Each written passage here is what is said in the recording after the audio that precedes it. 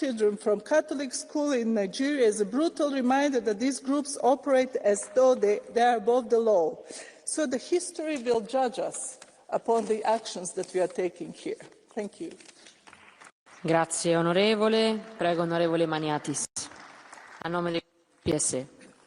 Κυρία Πρόεδρε, οι επιθέσεις με θρησκευτικό κίνητρο είναι απαράδεκτες και δεν μπορούν να γίνουν αποδεκτές πουθενά στον κόσμο.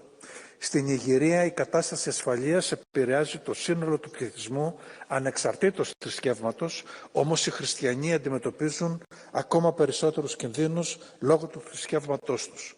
Η τρομοκρατική επίθεση στην Ορθόδοξη Εκκλησία του προφήτη Ηλία στη Δαμασκό και οι συνεχείς συγκρούσεις του νέου καθεστώτος με θρησκευτικές μειονότητες επιτείνει την ανησυχία μας για τον διαθρησκευτικό και τον πολυπολιτισμικό χαρακτήρα της Συρίας. Πρόσφατη απόφαση Αιγυπτιακού Δικαστηρίου στερεί από την Ιερά Μονή Σινά κάθε ιδιοκτησιακό δικαίωμα, ακόμα και από το ίδιο το κτίριο του μοναστηριού, θέτοντας σε κίνδυνο τη λειτουργία του αρχαιότερου συνεχώς κατοικούμενου μοναστηριού στον κόσμο. Η Ευρώπη πρέπει να δράσει και να μην είμαστε άλλο θεατές στη συρρίκνωση των ιστορικών χριστιανικών μειονοτήτων, ιδιαίτερα στην περιοχή της Μέσης Ανατολής, που σε κάποιες περιπτώσεις απειλούνται ακόμα και με εξαφάνιση. Grazie onorevole. Prego onorevole Garro. A nome del gruppo dei Patrioti. Prego. Merci Madame la Présidente. Vendredi dernier, l'horreur a une nouvelle fois frappé le Nigeria. Plus de 300 enfants, prêtres et enseignants ont été kidnappés dans une école catholique. Depuis plusieurs semaines, les enlèvements, les assassinats ciblés, les villages incendiés, les violences sexuelles s'intensifient sous les coups de groupes terroristes islamistes ou criminels, pendant que les autorités nationales peinent à assurer la protection de leurs propres citoyens. Femmes et enfants figurent parmi les premières victimes de cette barbarie silencieuse, dans une indifférence internationale quasi totale. Le président américain Donald Trump a de son côté fait savoir qu'il suivait de près cette situation et qu'il n'excluait pas une réaction ferme si les exactions venaient à se poursuivre. Sans encourager l'escalade militaire, il est temps d'interroger la responsabilité de nos pays. Que faisons-nous concrètement pour protéger ces populations abandonnées? L'instabilité croissante dans cette région, très souvent liée à l'islamisme conquérant, alimente directement les flux migratoires qui frappent ensuite l'Europe. Nous devons exiger des mesures efficaces. L'Union européenne ne peut pas continuer à financer des États qui ne protègent pas leurs minorités religieuses ou ferment les yeux sur des attaques systématiques. Nous sommes l'un des principaux contributeurs de l'aide humanitaire versée au Nigeria. Depuis 2014, nous avons fourni 533 millions d'euros d'aide humanitaire au pays. En 2025, l'enveloppe initiale est de 35,1 millions d'euros. Il est de notre devoir d'exiger conditionnalité, fermeté et action. Les victimes nigériennes n'ont plus le temps d'attendre nos hésitations et celles de leurs gouvernants. Je vous remercie. Grazie onorevole. Prego onorevole Procaccini per il gruppo ICR.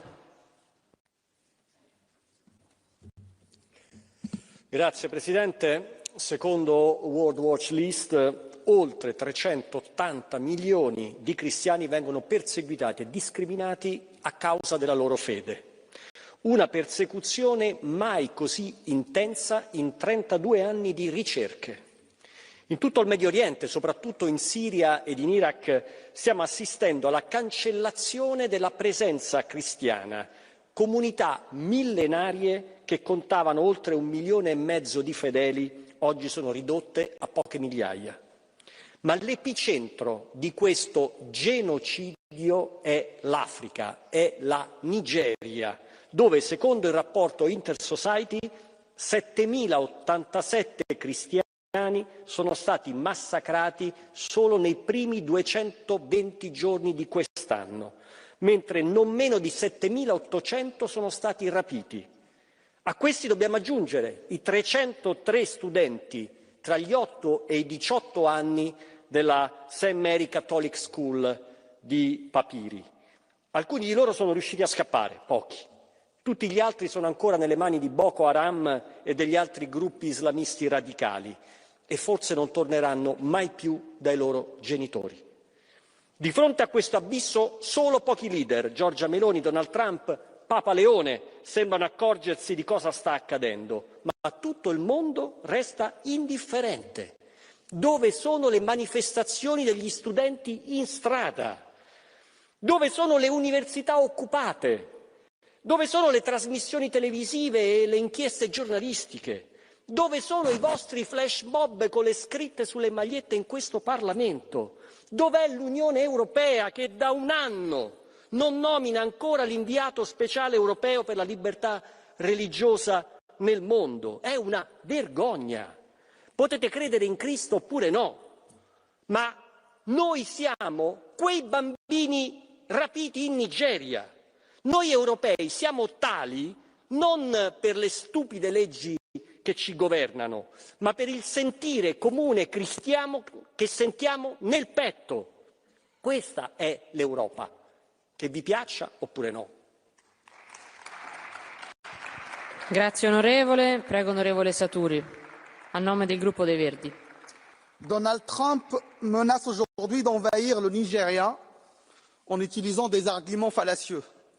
Mais le vrai problème, c'est sa colonne trumpiste dans cet hémicycle qui reprend ses mensonges comme une vérité révélée. Et je vais vous le dire, vous ne défendez pas les chrétiens du Nigeria. Vous défendez l'agenda dingue de Donald Trump. Vous instrumentalisez la douleur des populations pour alimenter une vieille obsession, dresser les religions les unes contre les autres. Pourtant, les experts sont formels. Les violences au Nigeria frappent chrétiens, musulmans et autres communautés sans distinction. Elles sont liées aux terres, aux ressources, à la criminalité, à la famine, pas à votre fantasme de croisade religieuse. Alors arrêtons de faire semblant. Votre récit n'a qu'un objectif, imposer le mythe du choc de civilisation, opposer les religions pour mieux diviser les sociétés. Et puisque vous prétendez défendre les chrétiens, allons jusqu'au bout. Où êtes-vous quand les chrétiens sont intimidés à Jérusalem? Où êtes-vous quand les églises sont bombardées à Gaza? Quand des villages chrétiens sont... हाँ बोल बेटा करण। क्या? जिंदगी की रोज की दौड़ में हम अक्सर चीजें भूल जाते हैं अंकल, पर अच्छा लगता है जब कोई आपका ख्याल रखता है, जैसे कि RBI n'est pas morale, elle est sélective et instrumentalisée. Alors je vous accuse, vous ne protégez personne, vous manipulez, vous divisez, vous alimentez la haine. Les droits humains ne sont pas une arme de propagande. Elles ne sont pas un accessoire pour vos guerres culturelles et identitaires. Elles sont universelles. Point. Grazie onorevole. Prego onorevole Faranturis a nome del gruppo dei Left. Prego onorevole.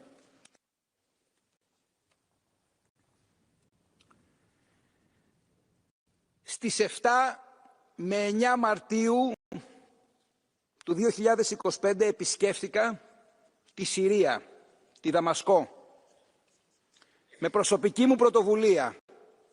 Μέσα στις μεγάλες σφαγές Αλαουιτών και Χριστιανών επισκέφθηκα τον προφήτη Ηλία και ενημέρωσα το Ευρωπαϊκό Κοινοβούλιο και την ύπατη εκπρόσωπο ότι επίκειται και νέες επιθέσεις. Και μετά από λίγους μήνες έγινε η έκρηξη στον προφήτη Ηλία. Γνωρίζω πολύ καλά ότι η Ευρώπη πρέπει να προστατεύσει τη ζωή και την αξιοπρέπεια αυτών των κοινοτήτων και δεν το κάνει. Το ίδιο στην Αφρική. Επισκέφθηκα πρόσφατα την Αφρική και ως μέλος της Επιτροπής με τις αφρικανικές αντιπροσωπείες. Δεν το κάνει η Ευρωπαϊκή Ένωση στη γειτονιά της. Οφείλουμε να ζητήσουμε εμείς στο Ευρωπαϊκό Κοινοβούλιο να πάρει μέτρα και ύπατη εκπρόσωπος και η Ευρωπαϊκή Επιτροπή. Grazie onorevole. Prego onorevole Stoyanov a nome del gruppo DSN. Благодаря, госпожо председател. В цяла Нигерия и Близкия изток християнските общности живеят под постоянна заплаха от терористи, престъпни банди и правителства, които са твърде слаби или корумпирани, за да защитят собствените си граждани. Европа не може да се прави, че не вижда това. Наш морален дълг е да стоим твърдо до всички преследвани християни. Но безкрайната помощ сама по себе си не е решение. Нигерия има население от над 220 милиона души, половината от които под 18 години. А в северната част 8 милиона деца растат без образование, лесна плячка за радикали, които злоупотребяват с религията и експлоатират бедността. Образованието е най-силният инструмент срещу религиозният екстремизъм. Европейският съюз трябва да подкрепя училищата, малките и средни предприятия и производството на енергия, но и да настоява за честно управление. Корупцията и изборните фалшификации подкопават всяка европейска помощ. С подкрепата на местните власти тези общества могат да изкоренят радикализма. Благодаря. Grazie onorevole, prego onorevole Bellamy. Merci Madame la Présidente. Au moment même où nous nous parlons, des centaines d'enfants sont retenus aujourd'hui au Nigeria parce qu'ils sont chrétiens, prisonniers, menacés dans leur intégrité, dans leur vie. Au moment où nous nous parlons, des millions de personnes dans le monde sont menacées, volées, violées, attaquées, assassinées, parce qu'elles ont pour seul et unique tort d'appartenir à la foi chrétienne. Et nous avons entendu sur ces bancs que ceux qui, pendant des mois, n'ont cessé d'essayer de retourner nos institutions pour ce qui se passait à Gaza, refusent aujourd'hui de regarder en face la réalité de ce drame immense, de ce crime immense, dont nous sommes pourtant responsables. Oui, nous en sommes responsables. Parce que dans toute cette région du monde, dans le Moyen-Orient, en Afrique, chaque communauté religieuse a le pays, la puissance qui la sponsorise. Les chiites ont l'Iran, les sunnites ont l'Arabie saoudite. Mais qui défend les chrétiens? L'Europe refuse d'assumer sa responsabilité. Au nom d'un universalisme galvaudé, elle croit qu'elle n'a pas le droit de se reconnaître héritière de cette civilisation qui nous lie à ces communautés persécutées de par le monde. Et pourtant, si les chrétiens quittent le Moyen-Orient, si les chrétiens disparaissent d'Afrique, c'est l'âme de ces pays, ce sont les communautés les plus anciennes de ces sociétés qui finiront par disparaître. Il est de notre devoir de mettre en œuvre tout ce que nous pouvons et que la Commission européenne, que nos institutions mettent tout leur poids dans la balance pour obtenir enfin la protection de ces communautés persécutées. C'est notre responsabilité. Et tant que nous n'y serons pas parvenus, l'Europe faillira à sa mission et manquera à sa vocation. Grazie onorevole. Prego onorevole Hallol. Prego. Thank you. Condenamos el secuestro en las escuelas cristianas de Nigeria, vaya por delante, y la persecución religiosa y la violencia por motivos de fe que son inaceptables. Y nuestro grupo las condena sin matices. Pero también denunciamos que este sufrimiento se utiliza para alimentar marcos de confrontación o narrativas identitarias ajenas a la defensa universal de los derechos humanos. Es un enfoque peligroso y racista promovido por la extrema derecha. Somos los primeros que queremos erradicar el yihadismo, pero los yihadistas no representan a todos de los musulmanes. Nigeria es un país diverso, con gravísimos desafíos de seguridad. La violencia y el terrorismo matan a civiles sin distinguir su religión. Esta situación responde a luchas por poder, recursos, impactos del cambio climático y fallos estructurales del Estado. La Unión Europea lo sabe y actúa incluso cuando algunos de ustedes votan por reducir el presupuesto en ayuda humanitaria. En Oriente Medio conviven múltiples comunidades religiosas desde hace siglos. La misma región que acogió a los judíos perseguidos en Europa.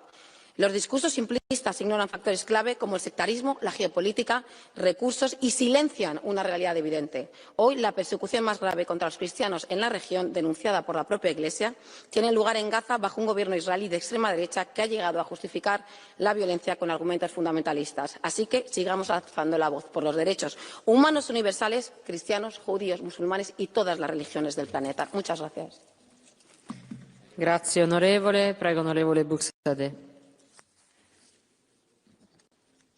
Ahora mismo, comisaria, entran en una aldea cristiana milicias islamistas que, aprovechando el fracaso o la tolerancia de los gobiernos, prometen imponer un orden islámico libre de corrupción.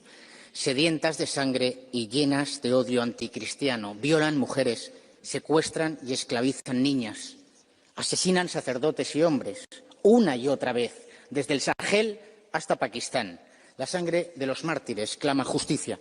Regímenes comunistas o islámicos violentan en todo el planeta la libertad de los cristianos. Tan solo 3 días después de ese secuestro en Nigeria de 315 profesores y alumnos de la Escuela Católica Saint-Marie, la Comisión anuncia 143 millones más para el África subsahariana.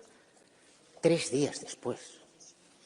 Solo desde 2020 la Comisión Europea ha lanzado 7.000 millones de euros a países donde se asesinan cristianos. Nigeria ha recibido 1.000 millones, pero desde 2009 100.000 cristianos han sido asesinados. Siria ha recibido más de 1.000 millones, pero la población cristiana ha bajado de 1,5 millones a 300.000. Afganistán, Somalia, Yemen han recibido 3.000 millones de euros, mientras las comunidades cristianas viven en la clandestinidad, amenazadas con pena de muerte. Y qué decir también del Congo, donde pagamos 1.000 millones y cerramos acuerdos con Ruanda cuando las milicias islamistas vienen desde Ruanda, entran en el Congo para asesinar y a secuestrar. Pongamos un poquito de sentido común, no pedimos más. No es una cuestión de extrema derecha, es una cuestión de defender el sentido común, la justicia y la vida de cristianos en el mundo. A propósito, hace 2 días en España hubo un atentado yihadista contra 3 jóvenes en las calles de nuestro país y ningún medio europeo ha dicho nada. Bien, en fin, en Estados Unidos Ted Cruz propone declarar a Nigeria país de especial preocupación. ¿Qué le preocupa a la Comisión Europea? Gracias. Grazie onorevole. Non vedo l'onorevole Iacchi. Prego, onorevole Guarda. Grazie, Presidente. La libertà religiosa e di culto è una delle conquiste principali dell'Europa moderna. Nei secoli, ammettiamolo, siamo stati tutt'altro che esempio da seguire su questo tema, ma è proprio per questo che non possiamo ignorare oggi ciò che sta accadendo in Nigeria e in altre regioni del Medio Oriente. È inaccettabile che ad esseri umani vengano strappati diritti più basilari come la libertà religiosa, di coscienza, addirittura la vita. È per questo che noi qui in Europa non possiamo permetterci di guardare altrove. Ma non dobbiamo curarci che le vittime siano cristiane o musulmane o appartenenti a qualunque altra fede. Chi crede davvero nella libertà e chi crede nella carità sa che la dignità dell'uomo è universale.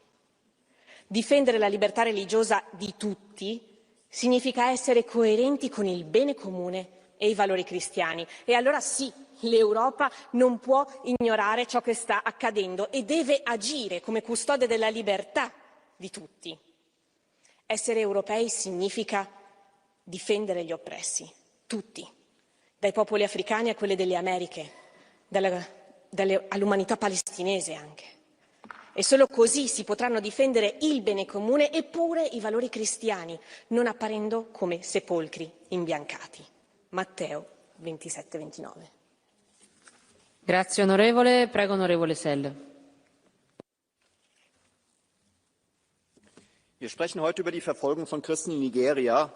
Vor wenigen Tagen wurden 300 Schüler einer katholischen Schule entführt. Nigerianische Bischöfe sprechen mittlerweile von einem Genozid. Auch Donald Trump hat sich deutlich zu Christenverfolgung in Afrika geäußert. Die nigerianische Regierung müsse die Ermordung von Christen durch islamistische Terroristen stoppen.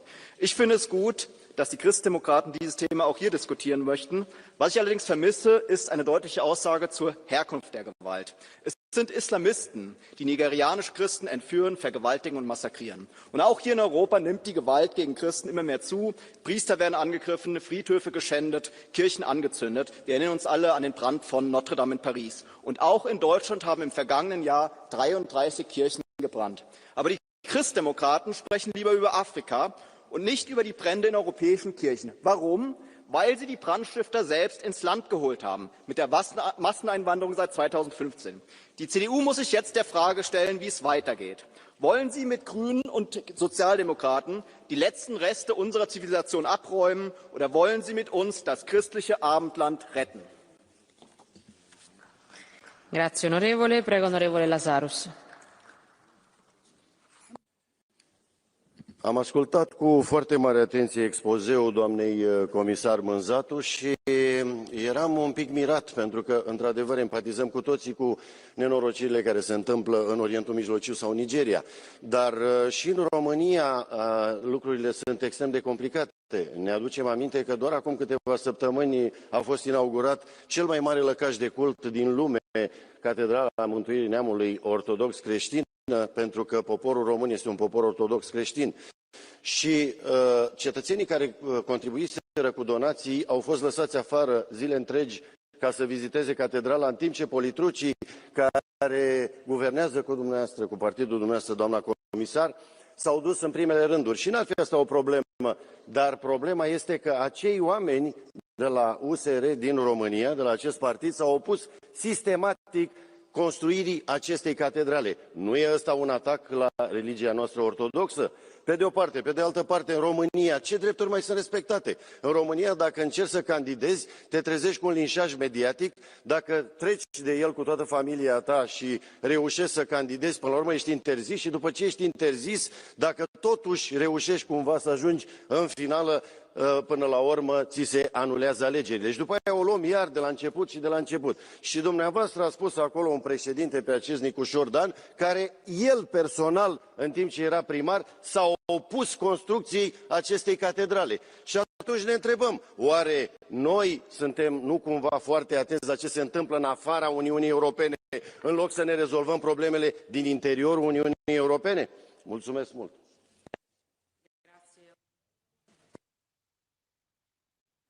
Grazie onorevole. Prego onorevole Memarakis. Prego. Ευχαριστώ κυρία Πρόεδρε. Σήμερα πάνω από 380 εκατομμύρια χριστιανοί σε όλο τον κόσμο διώκονται λόγω της πίστης τους. Ο αριθμός αυτός αυξάνεται σταθερά τα τελευταία χρόνια, κάτι που μας ανησυχεί ιδιαίτερα, καθώς αποδεικνύει ότι η θρησκευτική ελευθερία δέχεται ολοένα και πιο συστηματικές πιέσεις σε πολλές περιοχές του κόσμου. Στη Μέση Ανατολή παρατηρούμε ιστορικές χριστιανικές κοινότητες που επί αιώνες αποτέλεσαν το θεμέλιο του πολιτισμού της περιοχής να μειώνονται δραματικά. Πόλεμοι, εξτρεμισμός και στοχοποιημένες επιθέσεις οδηγούν σε εκτοπισμούς και σε καταστροφή ναών και ιστορικών μνημείων.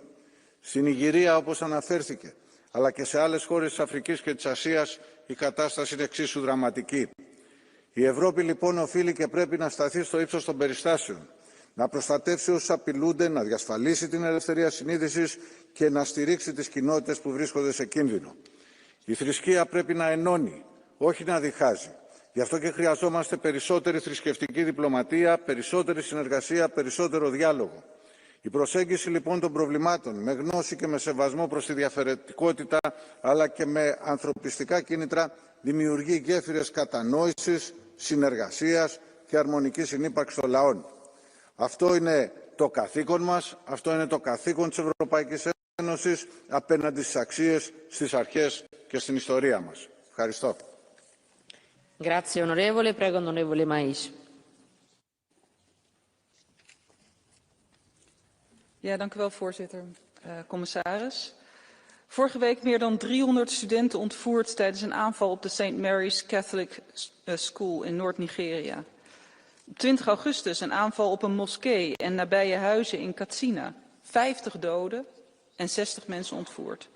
Op 20 juni een aanslag op reizigers in Mangu in Plateau State. 12 doden. Ja, er is religieus geweld in Nigeria. Maar dit is slechts een kleine greep uit alle gewelddadige aanvallen. En we zien dat het geweld in Nigeria alle delen van de bevolking raakt, ongeacht hun achtergrond. En dat daarbij vrouwen en kinderen disproportioneel worden geraakt. Ik vraag dan ook aan de commissie om de vredesinitiatieven die ze hebben te blijven ondersteunen, zoals de commissaris dat zei. En daarbij om maatschappelijke organisaties te ondersteunen. Die kunnen bijdragen aan vrede, aan stabiliteit en aan ontwikkeling. Om de oorzaken van het geweld te bestrijden. Dank u wel.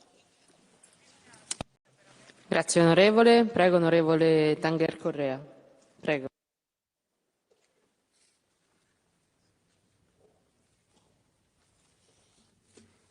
Grazie, senhora Presidente, senhora Comissária. Hoje falamos da perseguição às minorias religiosas na Nigéria e no Médio Oriente. Mas é impossível ignorar Cabo Delgado, em Moçambique, país que nos diz muito a nós portugueses, onde aldeias cristãs são reduzidas a cinzas, onde há decapitações, raptos e mais de 1.300.000 pessoas são, neste momento, deslocadas. Recentemente, 30 cristãos, mais talvez, foram decapitados nessa região. Decapitados, meus caros colegas. Isto é, obviamente, um crime religioso e, como tal, deve ser encarado. Como é possível tanto silêncio numa comunicação social que ainda há pouco tempo só olhava para Gaza, com razão, certamente, mas não com tanta razão como relativamente a estes massacres que são, obviamente, objetos de ódio religioso.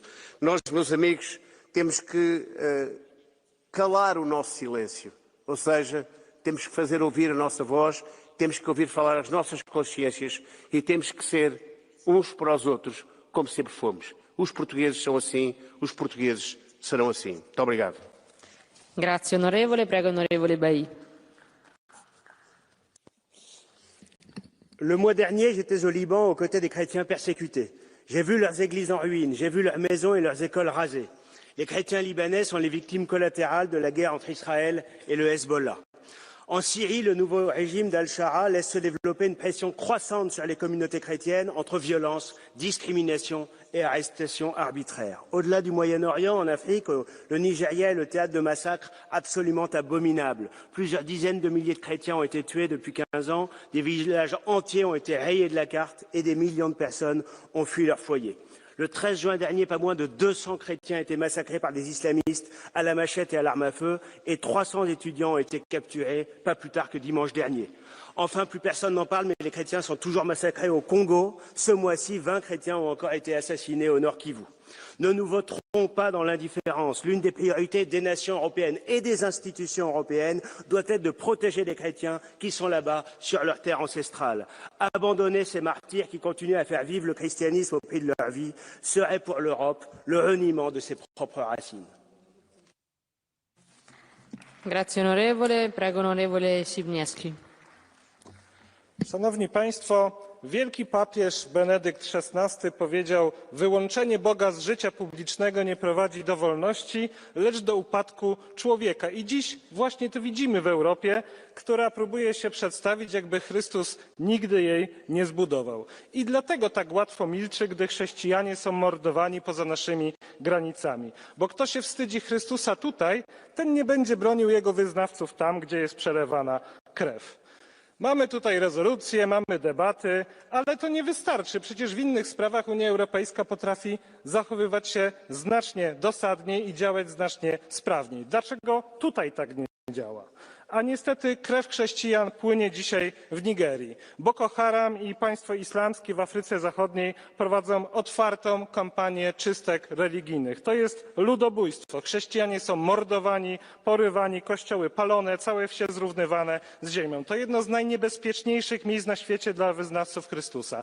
A Zachód milczy, bo są interesy, kontrakty, surowce. To milczenie jest współudziałem zbrodni. Potrzebujemy stanowczych działań. Dziękuję bardzo. Grazie onorevole, prego onorevole Bugalo. Grazie Presidente, Madam Commissioner. Este Parlamento terá perspectivas diferentes sobre aquilo que está a passar na Nigéria, mas há algo indesmentível.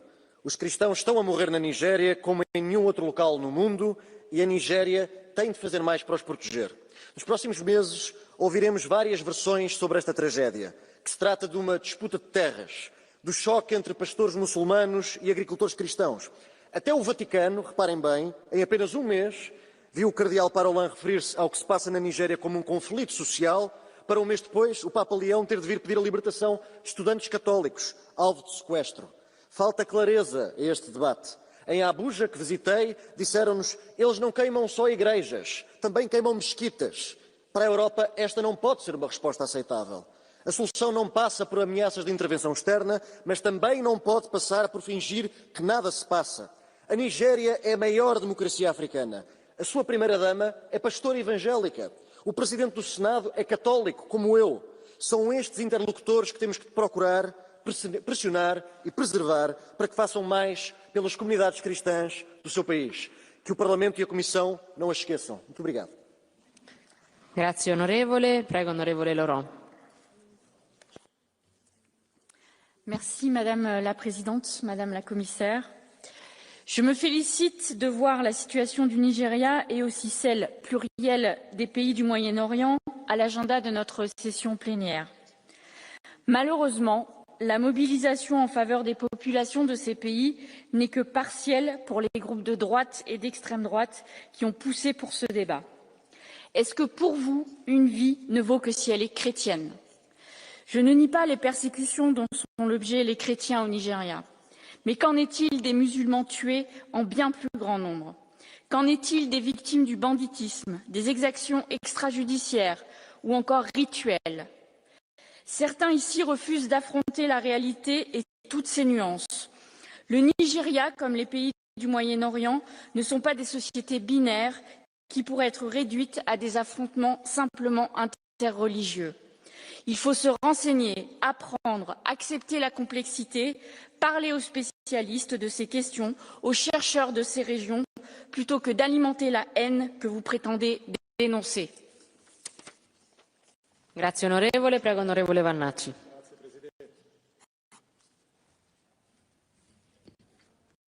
Doamna comisar, am onoarea să vă salut. Sono andato a vedere il significato della parola genocidio e vuol dire la distruzione di un gruppo etnico e religioso metodicamente tramite lo sterminio dei suoi individui e l'annullamento dei suoi valori culturali. Ed è esattamente quello che sta succedendo in Africa ed in tanti paesi del Medio Oriente, dove milioni di cristiani vengono perseguitati per il semplice fatto di essere cristiani e per il loro credo religioso.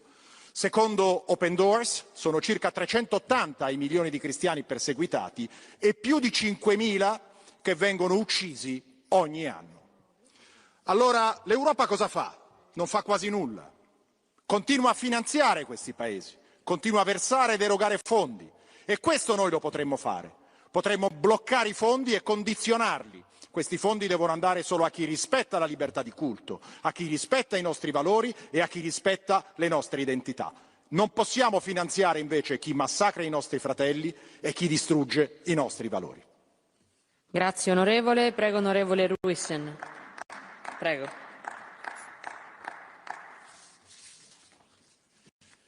Dank u wel, voorzitter. Beste collega's, vorige week op Red Wednesday kleurden veel kerken en gebouwen bloedrood om aandacht te vragen voor vervolgde christenen. Het parlement deed mee, de commissie niet. Een scherp contrast dat we ook vandaag weer terugzien. Terwijl veel collega's de noodklok luiden, zie ik bij de commissie nog steeds vooral veel wegkijkgedrag.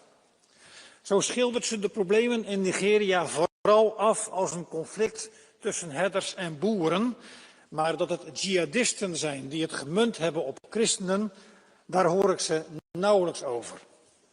Mijn oproep is daarom aan de commissie, open de ogen en doe iets.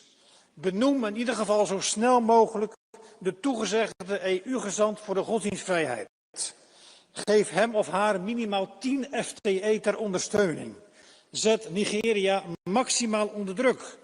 Kom met gerichte sancties. Want de boodschap van Red Wednesday is, kijk niet langer weg. In het belang van honderden miljoenen vervolgde christenen wereldwijd. Dank u wel. Grazie onorevole, prego onorevole Schoenbrusch. Prego. Frau Präsidentin, meine Damen und Herren! Die Fakten sind eindeutig, die Zahlen erschreckend. Die Christen sind die am meisten verfolgte Religionsgruppe weltweit. Das gilt insbesondere für Nord- und Westafrika und den Nahen Osten. Was macht die EU? Wie immer in der Außenpolitik macht sie keine gute Figur. Sie nutzt noch nicht mal ihre Wirtschaftsmacht als Hebel, um Millionen von Christen zu schützen. Seit der Machtübernahme durch Islamisten in Syrien behandelt die EU diese Terrortruppe als Gesprächspartner auf Augenhöhe. Ich habe Syrien bereist und mit dort lebenden Christen gesprochen, auch mit einem Bischof. Sie alle konnten dort bisher in Frieden leben und ihren Glauben praktizieren. Doch die Islamisten werden keine anderen Religionsgemeinschaften tolerieren. Das verbietet ihnen ihr Fanatismus.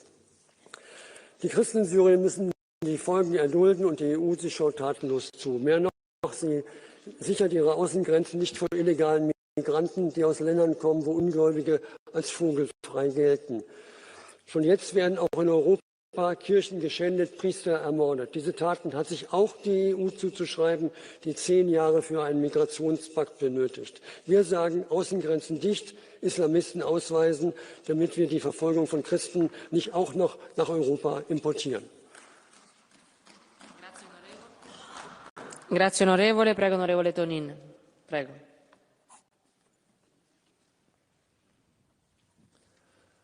Drage kolegice in kolegi, kristjani so najbolj preganjena verska skupnost na svetu. Vprašanje pa je, če temu sledi tudi medijska in politična občutljivost na krivice, ki se dogajajo kristjanom po svetu. Zdi se, da ne. Kje so udarne medijske večerne novice o pobojih kristjanov? Kje so protesti pred institucijami? Ne nazadnje, kje so zahteve nevladnih organizacij, da se preganjanje kristjanov po svetu konča? Dobro, začnimo najprej pri sebi. Vprašajmo se, kaj je ta hiša storila doslej, da se preganjanje kristjanov konča. Še vedno smo gospodarsko najmočnejša, ena izmed najmočnejših skupnosti na svetu. In uporabimo to moč, da ustavimo pobijanje kristjanov po svetu. In ne pozabimo, moderna Evropa je utemeljena na krščanskih vrednotah. Zanje se moramo boriti, kajti le krščanska Evropa bo tolerantna in povezovalna. Grazie onorevole. Prego onorevole Laszlo. Prego.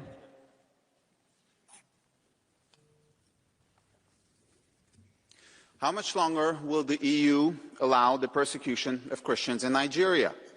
Who will defend and support Christian communities if Europeans look away? The Hungarian government has launched a program to help persecuted Christians in the Middle East and in Africa more than 10 years ago. In Nigeria, our development projects amount to up to 4 million euros. We have delivered help to the communities on the ground. The Hungary Helps program has been very well received everywhere where it is present. As we speak, our colleague MEP György Hölvényi is on a similar mission in Syria. Communities on the ground are grateful, yet they are baffled by the fact that most Europeans are looking for excuses instead of speaking up for them and providing help. The new US administration is also finally calling on the Nigerian government to defend the Christian communities and uphold freedom of religion. They are conducting high-level talks for this purpose. It is high time for European leaders to do the same. Thank you very much. Grazie onorevole. Prego onorevole Razza. Grazie Presidente, signora Commissario. Questo dibattito arriva tardi, ma per fortuna arriva. Arriva perché il tema della persecuzione e del genocidio dei cristiani nel mondo in quest'Aula, nei media, nel dibattito politico è non soltanto dimenticato, ma più opportunamente nascosto. E al di là degli esecutori, di chi annualmente perseguita milioni di cittadini solo perché aderenti e credenti in Cristo, quello che colpisce di più è il ritardo con cui noi, con un qualche imbarazzo, osserviamo questa realtà. E perché la osserviamo? Perché anche in questo emiciclo, se chiedessimo alla stragrande maggioranza di alcuni colleghi, soprattutto a quelli che siedono in quei banchi, se dire che nel cristianesimo c'è la radice profonda dell'Europa sia un'affermazione che loro condividono, probabilmente direbbero di no. Così come è stato bocciato da un referendum 20 anni fa un progetto di Costituzione che diceva con chiarezza che le radici dell'Europa sono cristiane, giudaico-cristiane, ellenistico-romane e che non si può essere qualcosa se prima non si crede nelle radici profonde di ciò in cui si è. Allora probabilmente esistono gli esecutori, ma esistono anche quei mandanti indiretti di questa dimenticanza, che sono tutti quelli che negano che nel cristianesimo c'è la ragione profonda del nostro stare insieme come europei. Grazie. Grazie onorevole. Prego onorevole Pedro.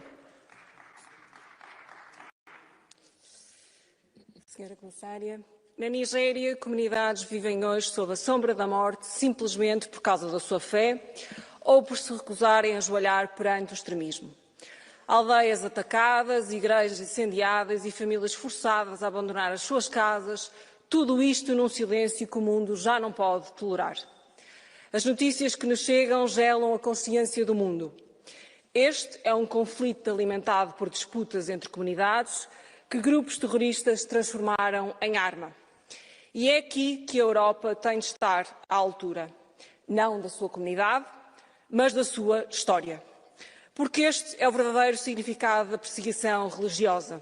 Um Estado organizado de terror, uma asfixia da liberdade e a violação mais profunda da dignidade humana.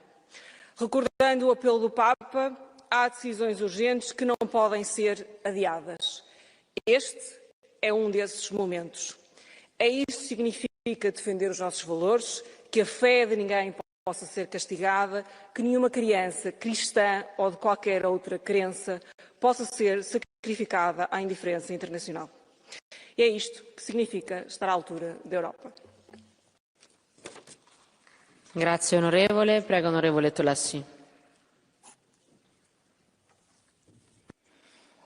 Merci Madame la Présidente. Je m'adresse à vous avec indignation face au massacre des communautés chrétiennes au Moyen-Orient et au Nigeria. Mais en préambule, il faut nommer le coupable, le terrorisme, le fondamentalisme et l'idéologie islamiste. Je vais dénoncer avec force la duplicité de l'Union et de la Commission. Ici, à l'extrême gauche, le fondamentalisme trouve des relais. Ils sont notamment pour la contrainte du voile islamique porté par des fillettes de 6 ans. Au centre, on retrouve des complices par soumission, par manque de courage, par lâcheté ou encore par honte de reconnaître que depuis longtemps, nous avions raison sur la menace que représente cette idéologie et sur la guerre sans faille qu'il faut lui mener partout. Guerre qui ne pourra être menée tant que la Commission se rend complice en finançant des ONG ou des pays liés à des régimes douteux et en fermant les yeux sur l'entrisme djihadiste en Europe, en aidant à l'agenda caché de ceux qui imposent le voile, le hijab, le niqab, le burkini et même la non-mixité entre les femmes et les hommes. Tout cela fait soi-disant pour ne pas froisser l'islamisme radical et pour aider à s'adapter. C'est ni plus ni moins qu'une naïveté coupable qui, si une réaction ferme n'est pas prise, conduira l'Europe à vivre tôt ou tard ce que vivent aujourd'hui les communautés chrétiennes du Moyen-Orient et du Nigeria. Merci. Grazie onorevole. Prego onorevole Storm.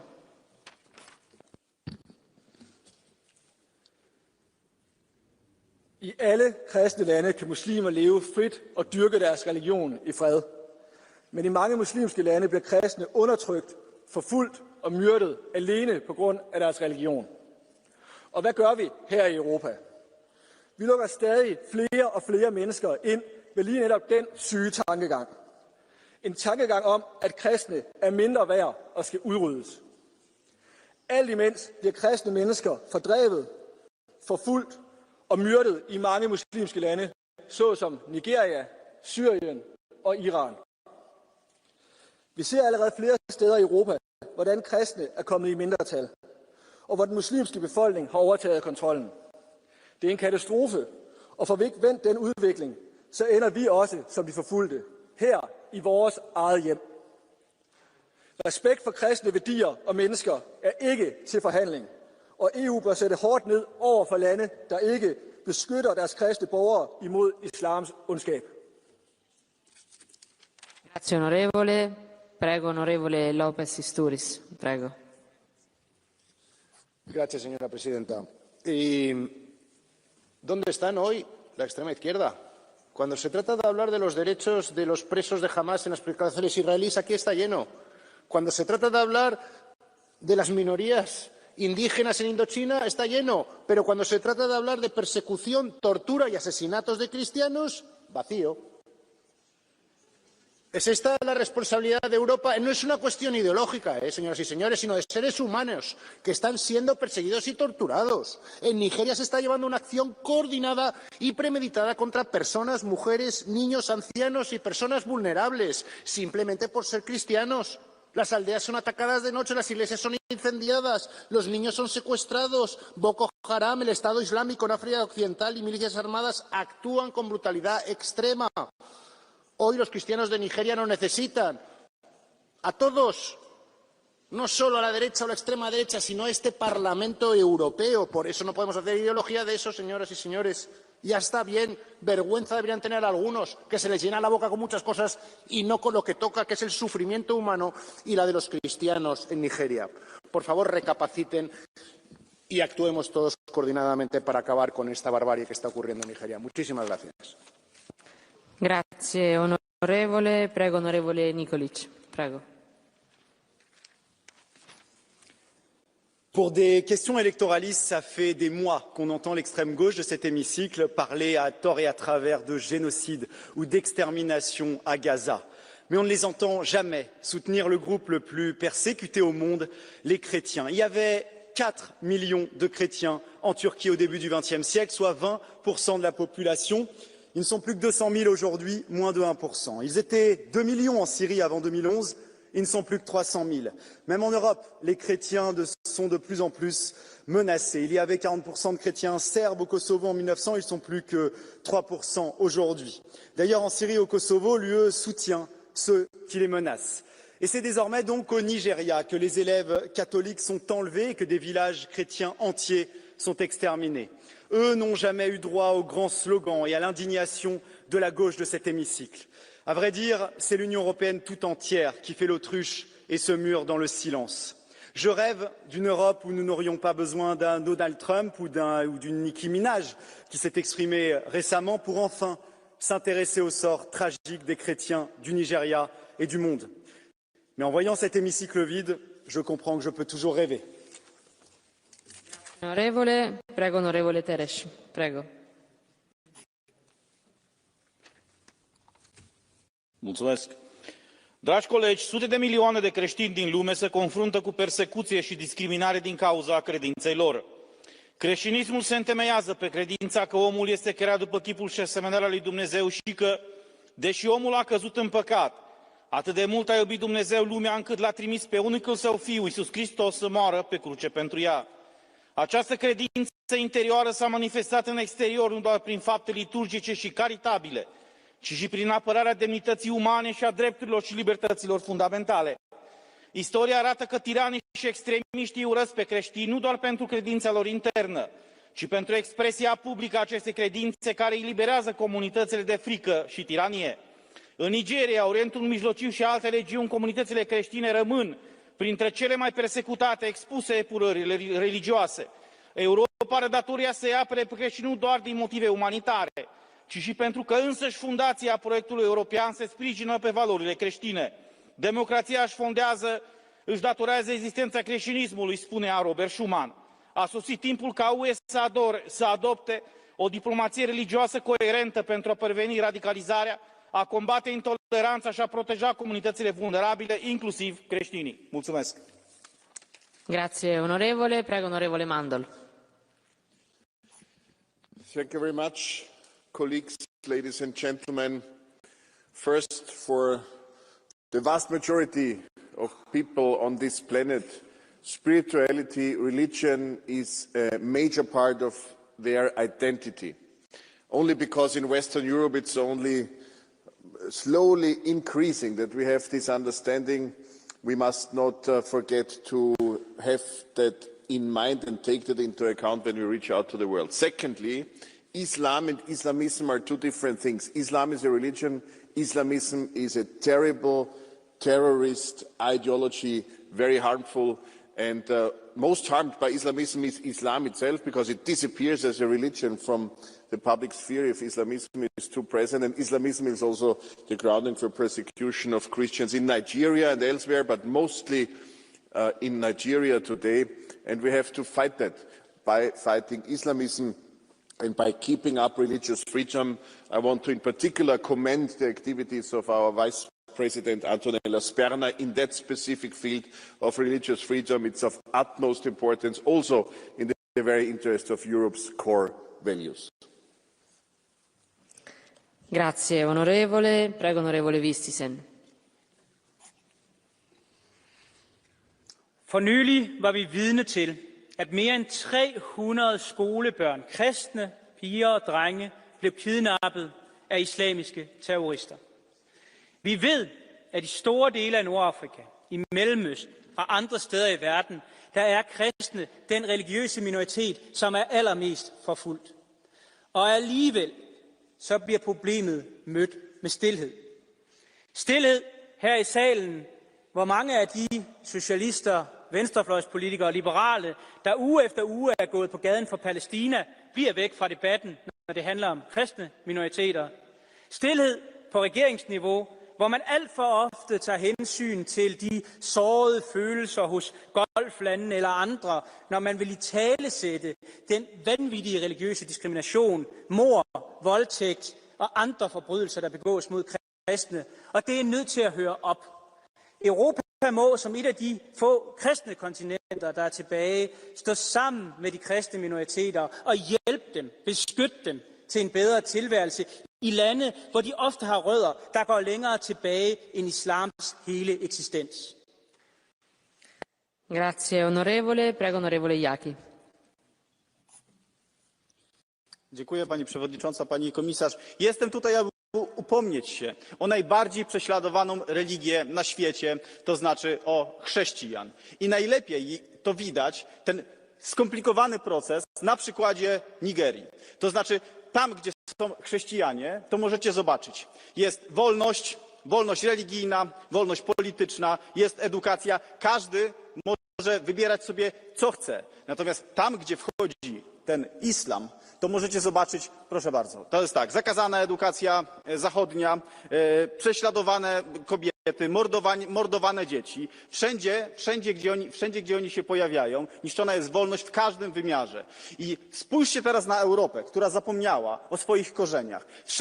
Wszędzie w tym budynku, gdziekolwiek wyjdziecie na ulicę, widzicie ślady chrześcijaństwa. Widzicie w architekturze, na ulicach, wejdziecie do pierwszej lepszej biblioteki, wszędzie widzicie ślady chrześcijaństwa. Nawet jeżeli spojrzycie na nazwy niektórych grup, które są w tym parlamencie, mimo że często już nie mają z tym nic wspólnego, mają chrześcijańskie nazwy. I my zamiast się o nich upomnieć, zamiast zastosować narzędzia, które mamy, na każdej sesji wspominamy o różowej ideologii, o zielonej ideologii, a zapominamy o naszych korzeniach, o chrześcijanach. Musi się to zmienić, bo to jest to, co stanowiło siłę Europy. Grazie onorevole. Prego onorevole Lexman. Grazie. Ďakujem za slovo.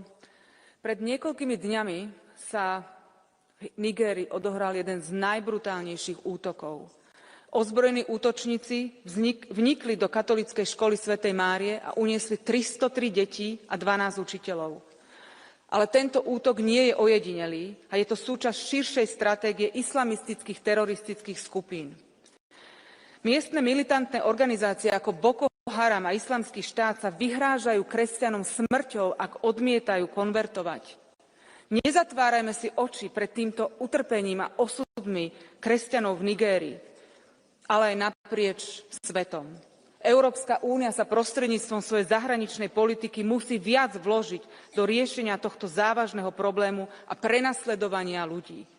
Otázka slobody vierovyznania je otázkou naprieč rôznymi kontinentami a žiadame od Európskej komisie, aby menovala urýchlene osobitného vyslanca Európskej únie pre slobodu vierovyznania a vo svete, preto lebo sme o toto žiadali už mnoho a mnohokrát a napriek tejto strašnej situácii vo svete naše žiadosti sú ignorované. Ďakujem. Grazie onorevole. Prego onorevole Rechagnon. Prego. Aujourd'hui encore, plus de 380 millions de chrétiens vivent sous la menace de la persécution et plus de 4000 ont été tués l'an dernier pour leur foi. Au Nigeria, des villages chrétiens sont attaqués, des églises sont brûlées et des milliers de familles sont chassées. Au Moyen-Orient, des communautés 2 fois millénaires ont presque disparu. En Syrie, les dernières paroisses, jadis nombreuses, survivent dans la peur. Les enlèvements et les violences ciblées rappellent que pratiquer sa foi reste pour beaucoup un acte de bravoure quotidien. Et c'est ce que j'ai pu mesurer lorsque je suis allée à leur rencontre en Égypte et au Liban. J'ai mesuré à quel point cette résistance silencieuse était devenue une condition d'existence. Oui, la foi chrétienne est aujourd'hui la plus persécutée au monde. Alors pourquoi ce silence persistant? Parce que ces victimes renvoient un héritage que beaucoup ne veulent plus voir. La racine chrétienne de notre civilisation européenne. Mais ça suffit, il est temps de rompre avec cette indifférence. Les Européens ont le devoir de soutenir ces hommes, ces femmes et ces enfants persécutés dans leur foi. Merci. I will call now Mr. Pascual de la Parte. You have 1 minute, please. Muchas gracias, presidenta. Desgraciadamente, la violencia, la persecución y las masacres contra las comunidades cristianas están incrementándose en el mundo, especialmente en Oriente Medio y en África. Y en África en concreto, en la línea de contacto entre el mundo musulmán y el mundo cristiano.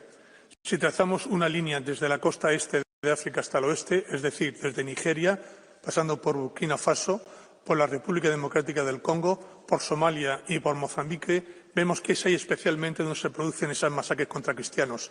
En Nigeria, a manos de los yihadistas de Boko Haram; en Somalia, a manos de los yihadistas de Al-Shabaab; en la República Democrática del Congo, por los yihadistas de las fuerzas democráticas aliadas, todos ellos sucursales del Estado Islámico. ¿Y por qué?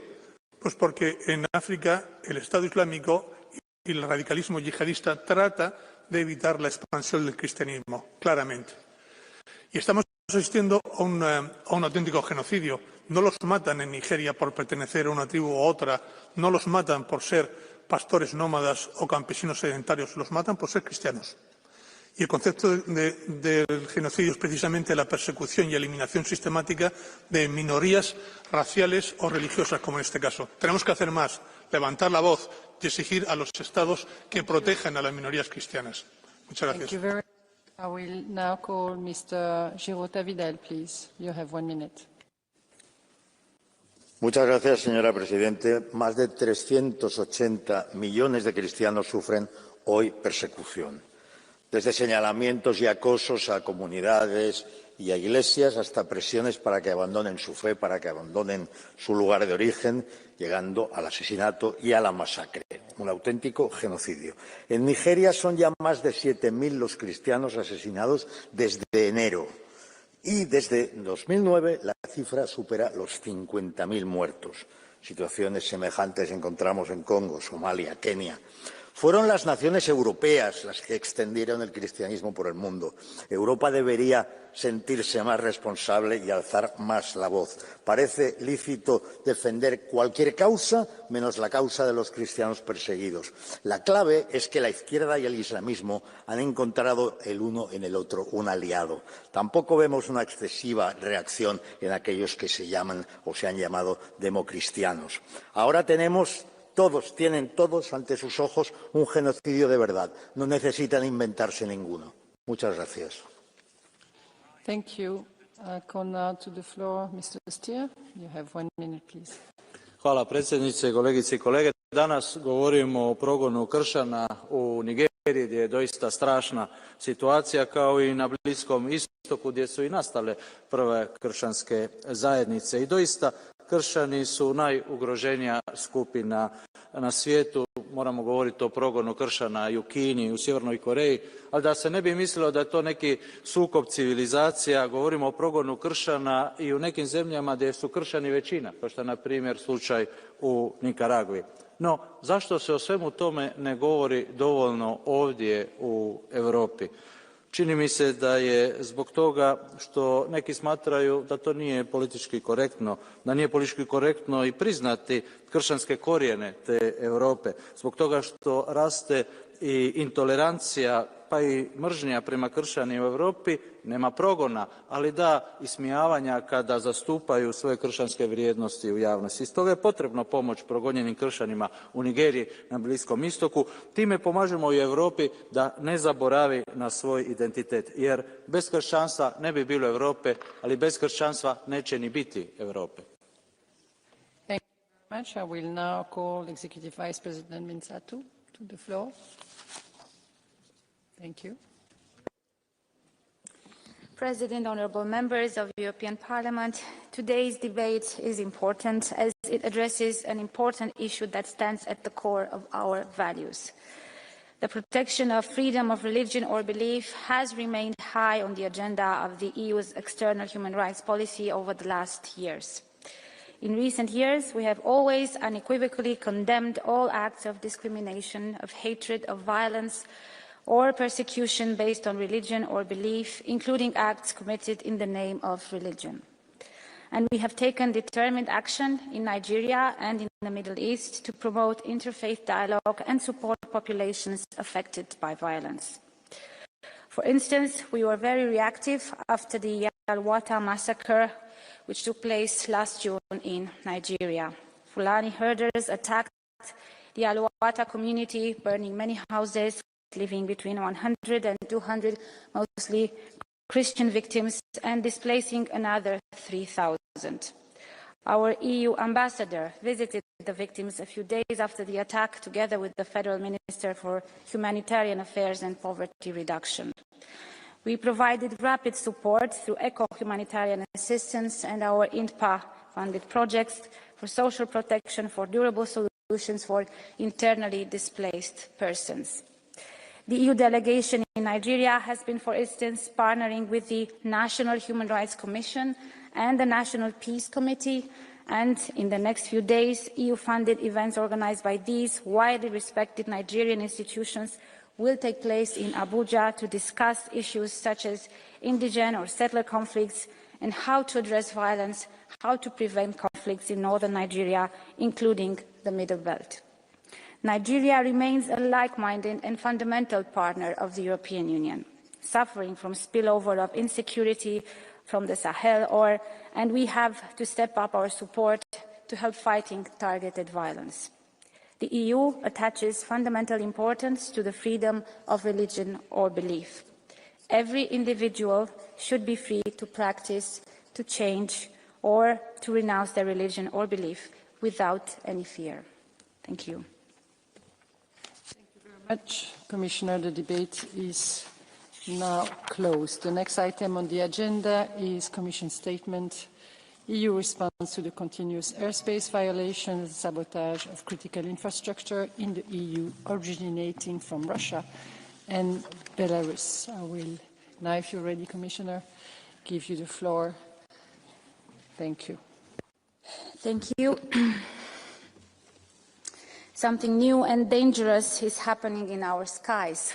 In recent weeks, the airspace has been violated over Belgium, over the Netherlands, Poland, Romania, Denmark, Estonia, Germany, Lithuania, Latvia, and again, Romania yesterday.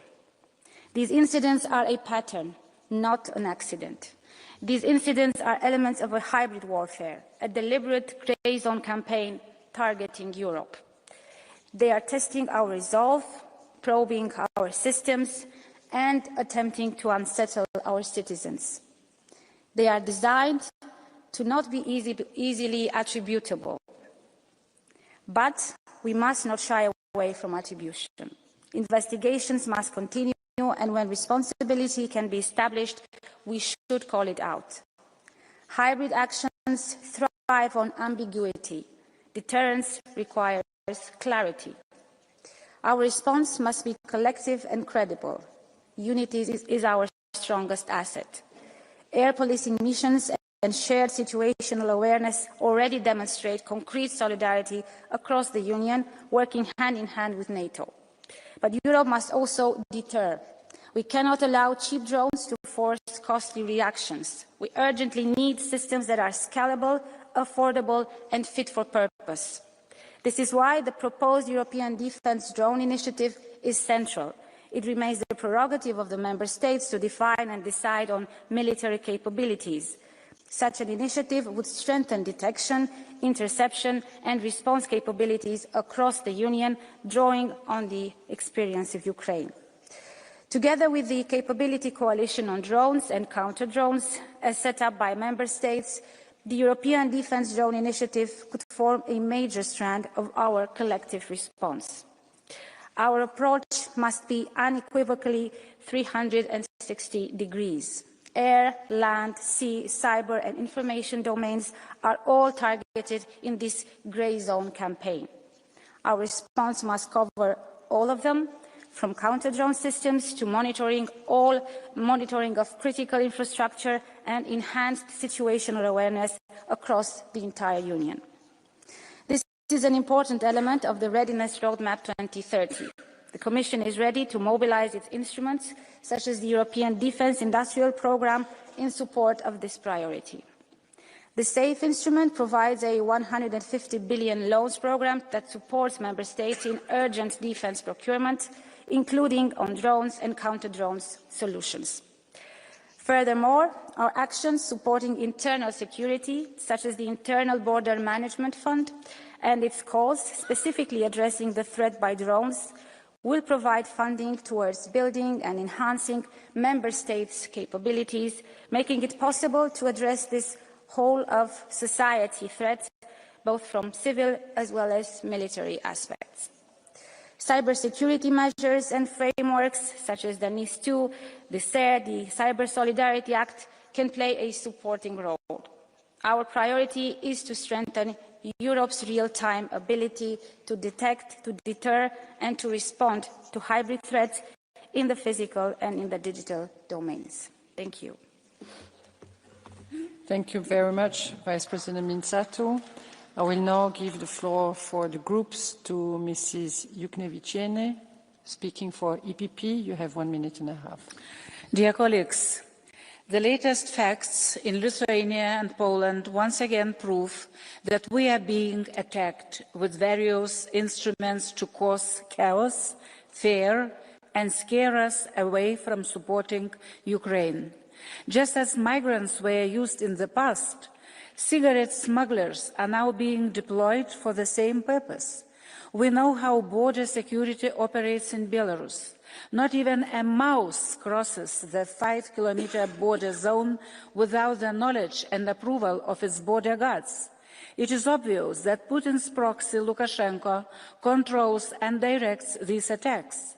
This activity is dangerous. It threatens Vilnius airport, forces flights to stop, creates financial losses, disrupts passengers, and endangers human lives.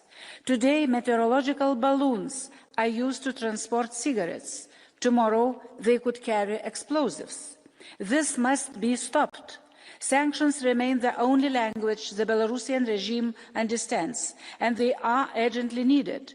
EU measures must include sanctions on Belarusian aviation, limits on fertilizer exports, and a ban on providing legal audit and other professional services to Belarusian companies.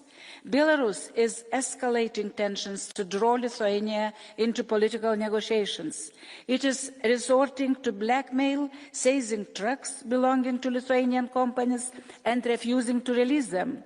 This is a cynical tactic to initiate hostile actions so the victim is pressured to negotiate. We must act.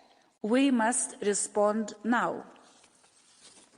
Thank you. I will now call Mr. Smiszek to the floor, speaking for SND. You have 1 minute and a half. Akty rosyjskiej dywersji przetaczają się przez całą Europę, w tym szczególnie przez mój kraj, Polskę. Drony nad lotniskami, ładunki wybuchowe, niszczenie infrastruktury kolejowej, ataki hakerskie, pożary na wielką skalę. Polski wicepremier i minister cyfryzacji Krzysztof Gawkowski szacuje, że w tym roku liczba ataków cybernetycznych, w tym na infrastrukturę krytyczną, sięgnie 100 000. Zbrodniczy reżim Putina z otwartą przyłbicą niszczy spokój naszej wspólnoty i budzi niszczące podziały. Poza bezpośrednimi atakami Kremla, jak zawsze Kreml sięga po bezmyślnych, pożytecznych idiotów. Grzegorz Braun, Polska Konfederacja, a nawet Prawo i Sprawiedliwość, tak antyrosyjskie przecież jeszcze do niedawna, posługują się hasłami wyciągniętymi jak z moskiewskich podręczników. Naczelna polskojęzyczna polityczna propagandystka Ewa Zajączkowska-Hernik, posłanka tej Izby, powiedziała ostatnio, że Ukraińcy to pomocny dla Rosjan naród w przeprowadzaniu w Europie ataków dywersji. To jest idealny przykład infiltracji umysłów europejskiej skrajnej prawicy. Z ofiary zrobić kata, a sprawcę wybielić. Szczuć na ofiary, posługując się jednostkowymi przypadkami. Grzegorz Braun w swojej obrzydliwej, antysemickiej i rasistowskiej nagonce niczym przecież nie różni się od Marii Zacharowej, rzeczniczki rosyjskiego Ministerstwa Spraw Zagranicznych. Dywersja ma to do siebie, że to zleceniodawca chce mieć czyste ręce. Znajduje pożytecznych idiotów, którzy za parę groszy lub polityczny splendor zaczną powtarzać jego propagandę na swoim terenie. Dlatego potrzebujemy konkretnych narzędzi do wykrywania i eliminowania prorosyjskiej propagandy, w tym na platformach cyfrowych. Potrzebujemy jeszcze więcej europejskiej współpracy policyjnej. Dziękuję bardzo. Thank you very much. I will remind the colleagues to respect other colleagues even if in strong disagreement. Mrs. Brilka, you have 1 minute speaking for Patriots. Dziękuję Pani Przewodnicząca, Pani Komisarz. Mój kraj Polska od wielu lat jest obiektem ataków hybrydowych i aktów dywersji. Zaczęło się już w 2021 roku, kiedy Łukaszenka wysłał na zieloną granicę hordy nielegalnych imigrantów. I także z tej Izby dochodziły do nas głosy odbierające nam prawo do obrony własnych, ale przecież także unijnych granic. Cieszy nas to, że dzisiaj wielu z Państwa otrzeźwiało. Wobec ciągłych naruszeń przestrzeni powietrznej Unii Europejskiej oraz aktów sabotażu infrastruktury krytycznej musimy mówić jednym głosem. Bezpieczeństwo obywateli jest absolutnym priorytetem. Jednak reakcja Europy musi się opierać na zasadzie suwerenności państw członkowskich, a nie na dalszej centralizacji władzy Brukseli. Polska, podobnie jak inne państwa Unii, ma prawo i obowiązek samodzielnie chronić swoje granice i swoją infrastrukturę. Oczekujemy realnej współpracy wywiadowczej i skoordynowanych działań w zakresie reagowania na zagrożenia hybrydowe, ale bez tworzenia unijnych struktur obronnych, które dublowałyby NATO i ograniczałyby nasze kompetencje. My naprawdę nie potrzebujemy pośrednictwa pani von der Leyen czy jakiegokolwiek innego unijnego biurokraty. Skuteczna obrona zaczyna się od silnych i suwerennych narodowych instytucji bezpieczeństwa. Thank you very much. I will now call Mr. Zille, speaking for ECR. You have 1.5 minutes, please. Priekšsēdētājs kundze, komisāra, viceprezidents kundze. Ja vēl pavisam nesen daudziem likās, ka tāds iedziens kā Kremļa, Krievu pasaule kaut kas ir dziļi nevainīgs, tad īstenībā tas bija pirmais hibrīda kara elements, instruments. Un tam tālāk sekoja gan brutāli iebrukumi Gruzijā, Krimas aneksija, Ukraina, bet arī vesela virkni jaunu hibrīdu kara elementu, ko lieto pret Eiropu, un, piemēram, migrantu sūtīšana caur Baltkrieviju un Krieviju Eiropas Savienības austrumos sadarbībā ar kriminālo pasauli, vai tāpat ar kriminālo pasauli šos gaisa balonus, ko jau kolēģi pieminēja, meteoroloģiskos balonus lietojot Latvijā, Lietuvā, traucējot avio satiksmi, radot zaudējumus, un, protams, arī droni un kiberuzbrukumi un pārāvuma infrastruktūrai, kas ir jūrā, gan attiecībā uz elektrību, gan arī komunikācijām. Un šie droni, kas bija tas redzamākais pēdējais, kas skāra nevairs tikai Austrumu Eiropu. Tas skāra arī dziļi šeit Briselē netālu pavisam lidostas, Vācijas lidostas. Tas skāra arī, protams, Kopenhāgenu. Un tas sēj bažas Eiropas pilsoņiem par viņu valdību lemtspēju, militāro noturību un rada atbilstošu reakciju vēlēšanās.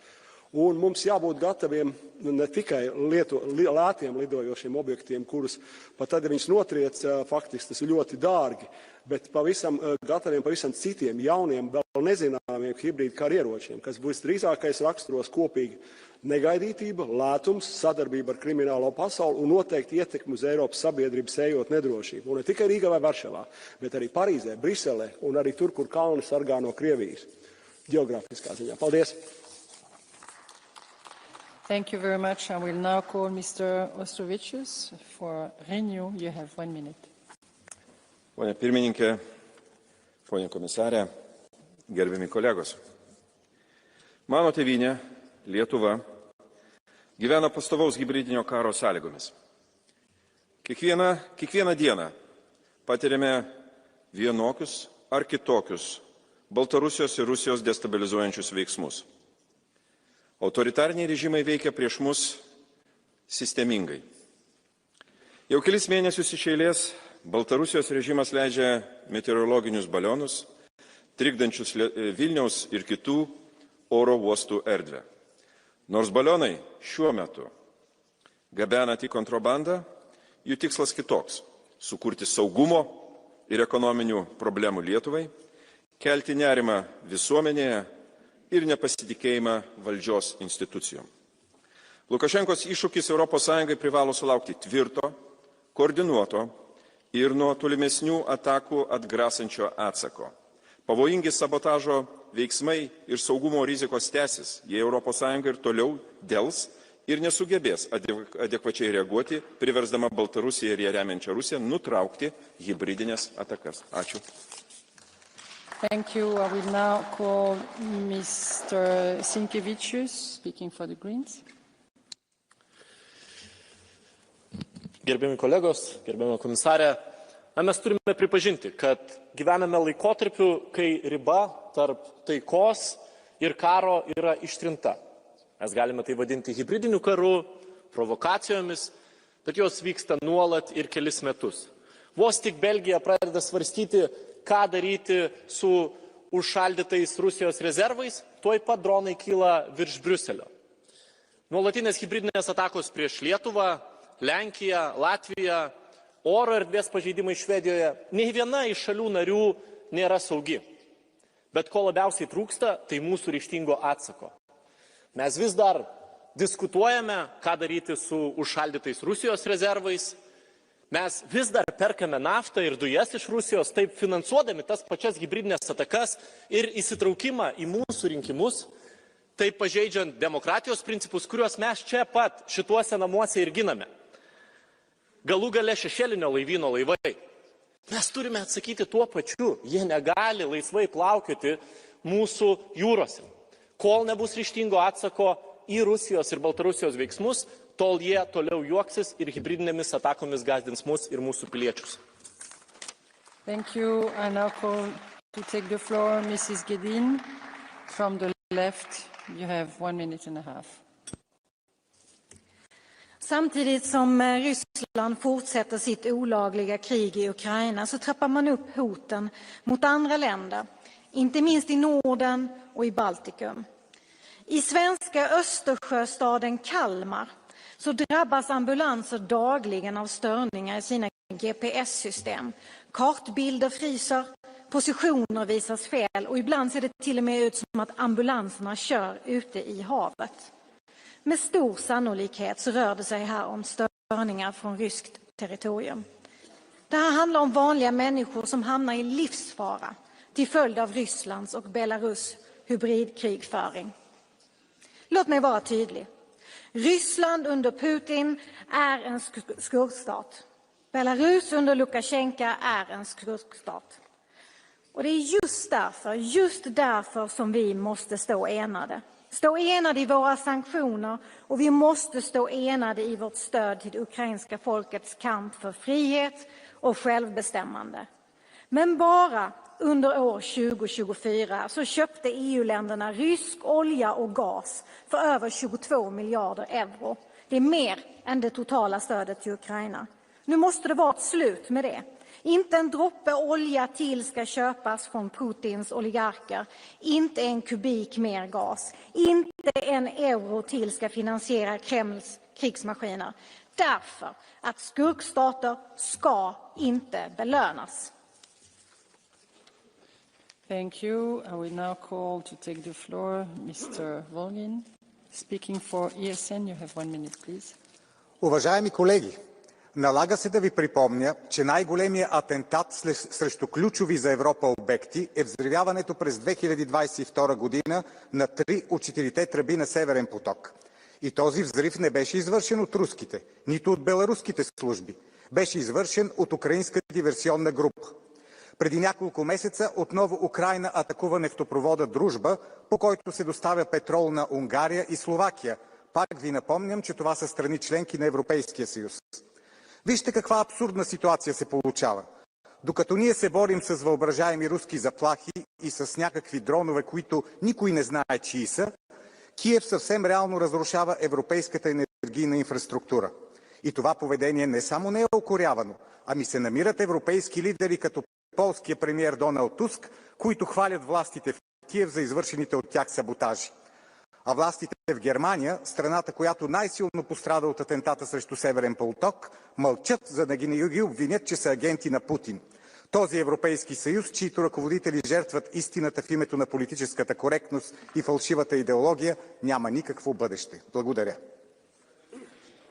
Thank you. You will now have the opportunity to use blue cards as the individual members are going to take the floor. I'm asking Mr. Pascual de la Parte to take the floor for 1 minute. Thank you. Thank you very much, Madam Chair. By means of the continuous airspace violations and the sabotage on our critical structures, what Putin is trying to do is to find out which are our weak points on our collective defense. He's trying also to wreak havoc and to cause mayhem in our political leaders and fear among the society at large. And we have to accept that to a certain point he has got it, because he has realized that we don't have a collective answer, whether from the military point of view or even from the political point of view. It is very difficult to understand why, after nearly 4 years of war in Ukraine, our military planners have not been able still to set up an effective counter-drone defense in Europe. Now we have to come to an agreement at political level how to respond to these continuous airspace violations, how to have a communication strategy, and how to pass over the message that within some short period of time we will be able to set up our defences. And for that, we have also to be ready to invest massively now in these counter-drone capabilities. Thank you very much. Thank you. Una call Mrs. Blinkevičiūtė. You have 1 minute and a half. Ačiū pirmininkė. Mano šalis Lietuva susiduria su rimta grėsme. Baltarusijos kontrabandiniai oro balionai sistemingai pažeidinėja Lietuvos oro erdvę ir kelia tiesioginę grėsmę saugumui. Tai nėra atsitiktiniai incidentai. Tai kryptinga hibridinio spaudimo priemonė, skirta testuoti mūsų atsparumą ir menkinti visos ES sienų apsaugą. Mano pozicija mūsų gana aiški. Tokios itin pavojingos provokacijos yra visiškai nepriimtinos ir turi sulaukti vieningo Europos atsako. Kiekvienas oro erdvės pažeidimas yra ne tik iššūkis Lietuvai, bet ir grėsmė visos ES saugumui. Todėl raginame kaip galint greičiau Europos komisiją sustiprinti spaudimą Lukašenkos režimui, nustatant griežtesnes sankcijas, kurios padidintų Minsko režimo izoliaciją. Lietuva siekia tikslingų, individualių ir sektorinių sankcijų ir kitų atgrasimo mechanizmų, siekiant užtikrinti rytinio ES sienų, aviacijos ir ekonominį saugumą. Negalima leisti, kad autoritarinis režimas naudotų oro balionus ar kitokias priemonės tam, kad testuotų mūsų ribas, keltų chaosą ar silpnintų mūsų ES vienybę. Todėl ragino ES išlikti vieningai, stiprinti sankcijas, toliau remti Lietuvos ir viso rytinio ES regiono saugumo pastangas ir aiškiai priminti, kad bet kokia ataka prieš vieną valstybę narę yra ataka prieš visą Europos Sąjungą. Thank you. You have a blue card. Mrs. Blinkevičiūtė, you have a blue card from Mr. Grazulis. Do you wish to take it? No. All right. So I will now take to the floor Mrs. Pokorná-Jermanová. You have 1 minute. Dámy a pánové, neustále narušování vzdušného prostoru a útoky na kritickou infrastrukturu nám jasně ukazují, že Evropa žije v nové bezpečnostní realitě. Hrozby přicházejí bez varování, neuznávají hranice a dotýkají se všech členských států bez rozdílu. Pokud chceme chránit naše občany, musíme být praktičtější a rozhodnější. Každé euro musíme investovat tam, kde přináší skutečnou bezpečnost, tedy do moderních technologií, do dronů a systémů proti nim, do zabezpečené komunikace, do odolné infrastruktury. A především do silného evropského obranného průmyslu, který dokáže vyrábět, inovovat a rychle reagovat. Nemůžeme si dovolit, aby konkurenceschopnost a ekonomický růst vysávaly nesmyslné programy, jako jsou ty, co jsou prosazovány v rámci Green Dealu. Zároveň chci zdůraznit, že pro nás NATO je jedinou alternativou v obraně. Evropa musí posilovat svou bezpečnost v součinnosti s NATO. Znamená to, že musíme zvýšit efektivitu nákupů v oblasti obrany.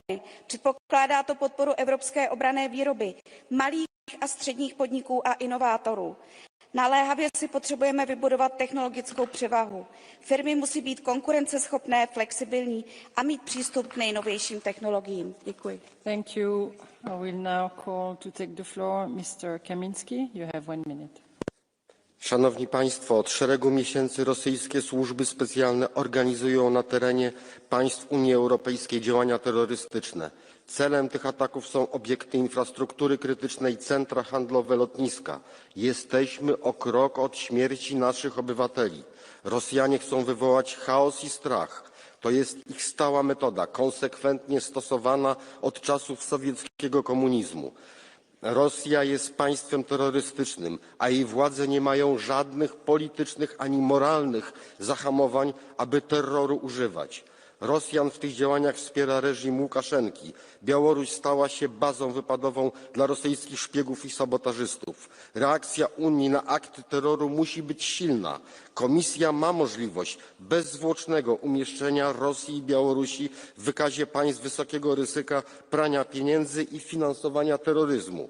Ponadto Komisja w porozumieniu z Radą Europejską powinna pilnie opracować procedurę pokrywania szkód wyrządzonych przez akcje sabotażowe ze środków zamrożonych Rosji po agresji na Ukrainę.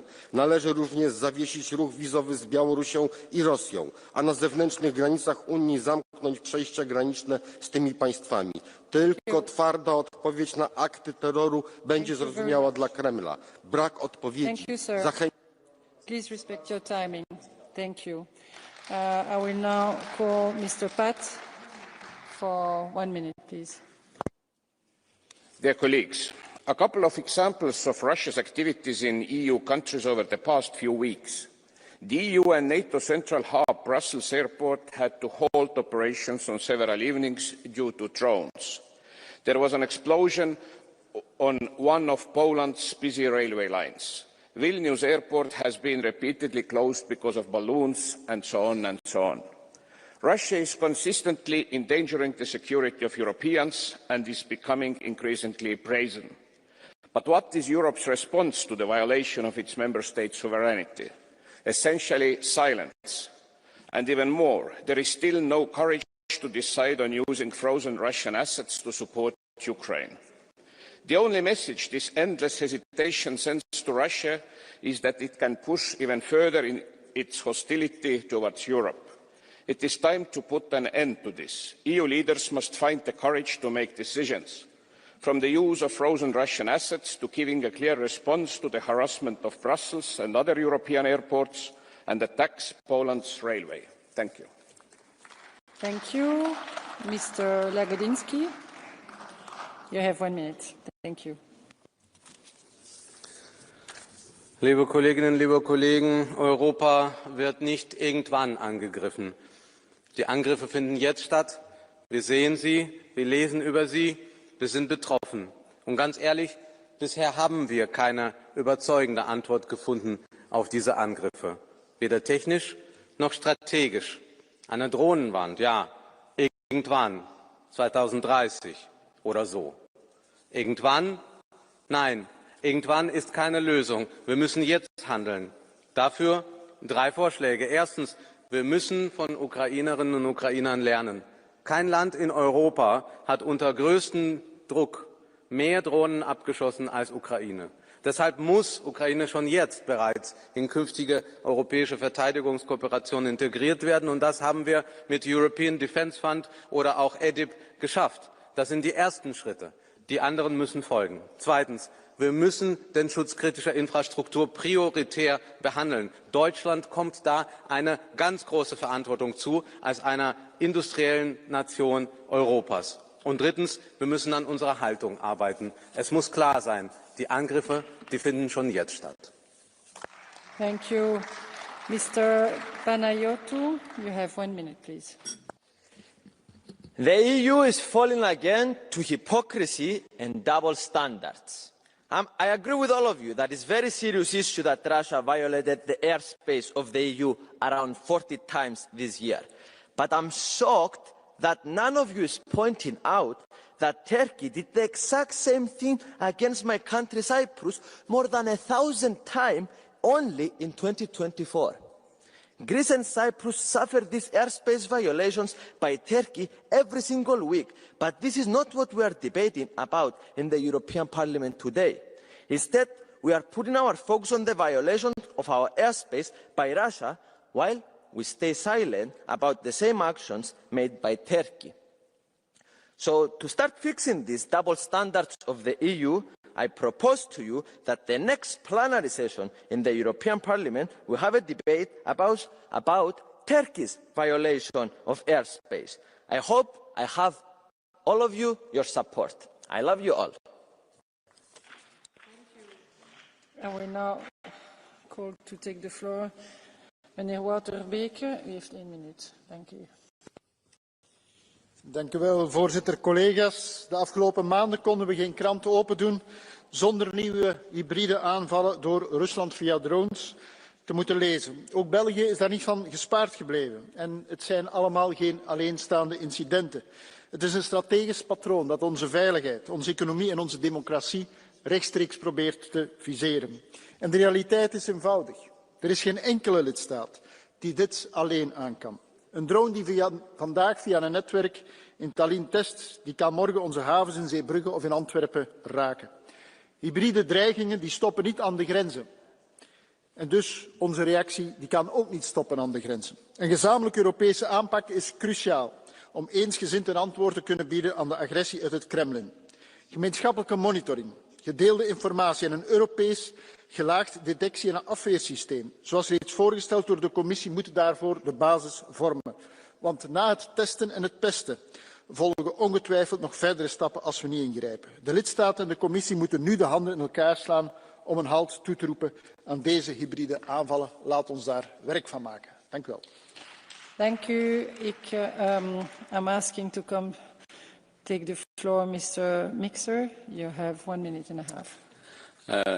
President, dear colleagues, the escalating violations of our airspace and confirmed acts of critical infrastructure sabotage by Russia and Belarus are not to be taken lightly. They are deliberate acts of hybrid war, a grey zone campaign designed to test our resolve and create fear among our citizens.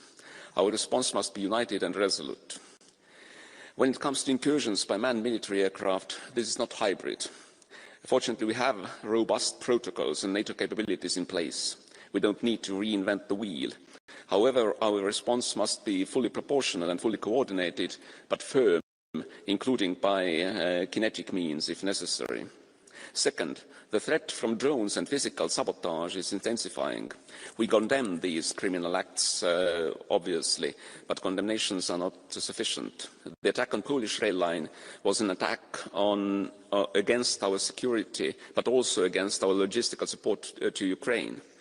To defeat these usually low-cost but often high-impact threats, more cooperation is needed. We must move urgently from defensive management to proactive deterrence, including by developing the drone wall by 2027. Finally, Russia and its cronies are doing all of this to intimidate our populations and to distract us from standing with Ukraine. The targeting of aid corridors and attempts to sow anti-Ukrainian sentiment are explicit goals of this hybrid war. We must not be distracted. Instead, we must increase our support to Ukraine and ensure that it prevails, because our collective security is inextricably linked to hers. Thank you. Thank you. Mrs. Teodorescu, you have 1 minute, please. În România, ministrul apărării a anunțat mândru acum 2 zile că în curând vom deveni a doua putere militară din flancul estic. Totuși, ieri, o dronă rusească a intrat în spațiul aerian al României și, deși piloții români și germani au avut permisiunea de a neutraliza ținta, nu au tras, doar au escortat-o. Într-un final, drona s-a lovit de un copac din județul Vaslui și a căzut distrugându-se. Slavă Domnului că mai avem copaci să ne apere. Adevărul este că nu suntem pregătiți să facem față unui atac serios. Nu avem arme, nu avem armată și niciun ministru al apărării competent. Pentru cetățeni, toate discuțiile de la Bruxelles despre SAFE, EDIP, Rearm Europe sunt vorbe goale. Săptămâna trecută, un întreg sat din delta Dunării a fost evacuat din cauza pericolului de explozie al unui vas lovit de drone rusești. Singurele forme de apărare pe care le știm astăzi sunt așadar evacuarea satelor și escortarea dronelor în siguranță înapoi peste granițe. Râd rușii de noi de se prăpădesc.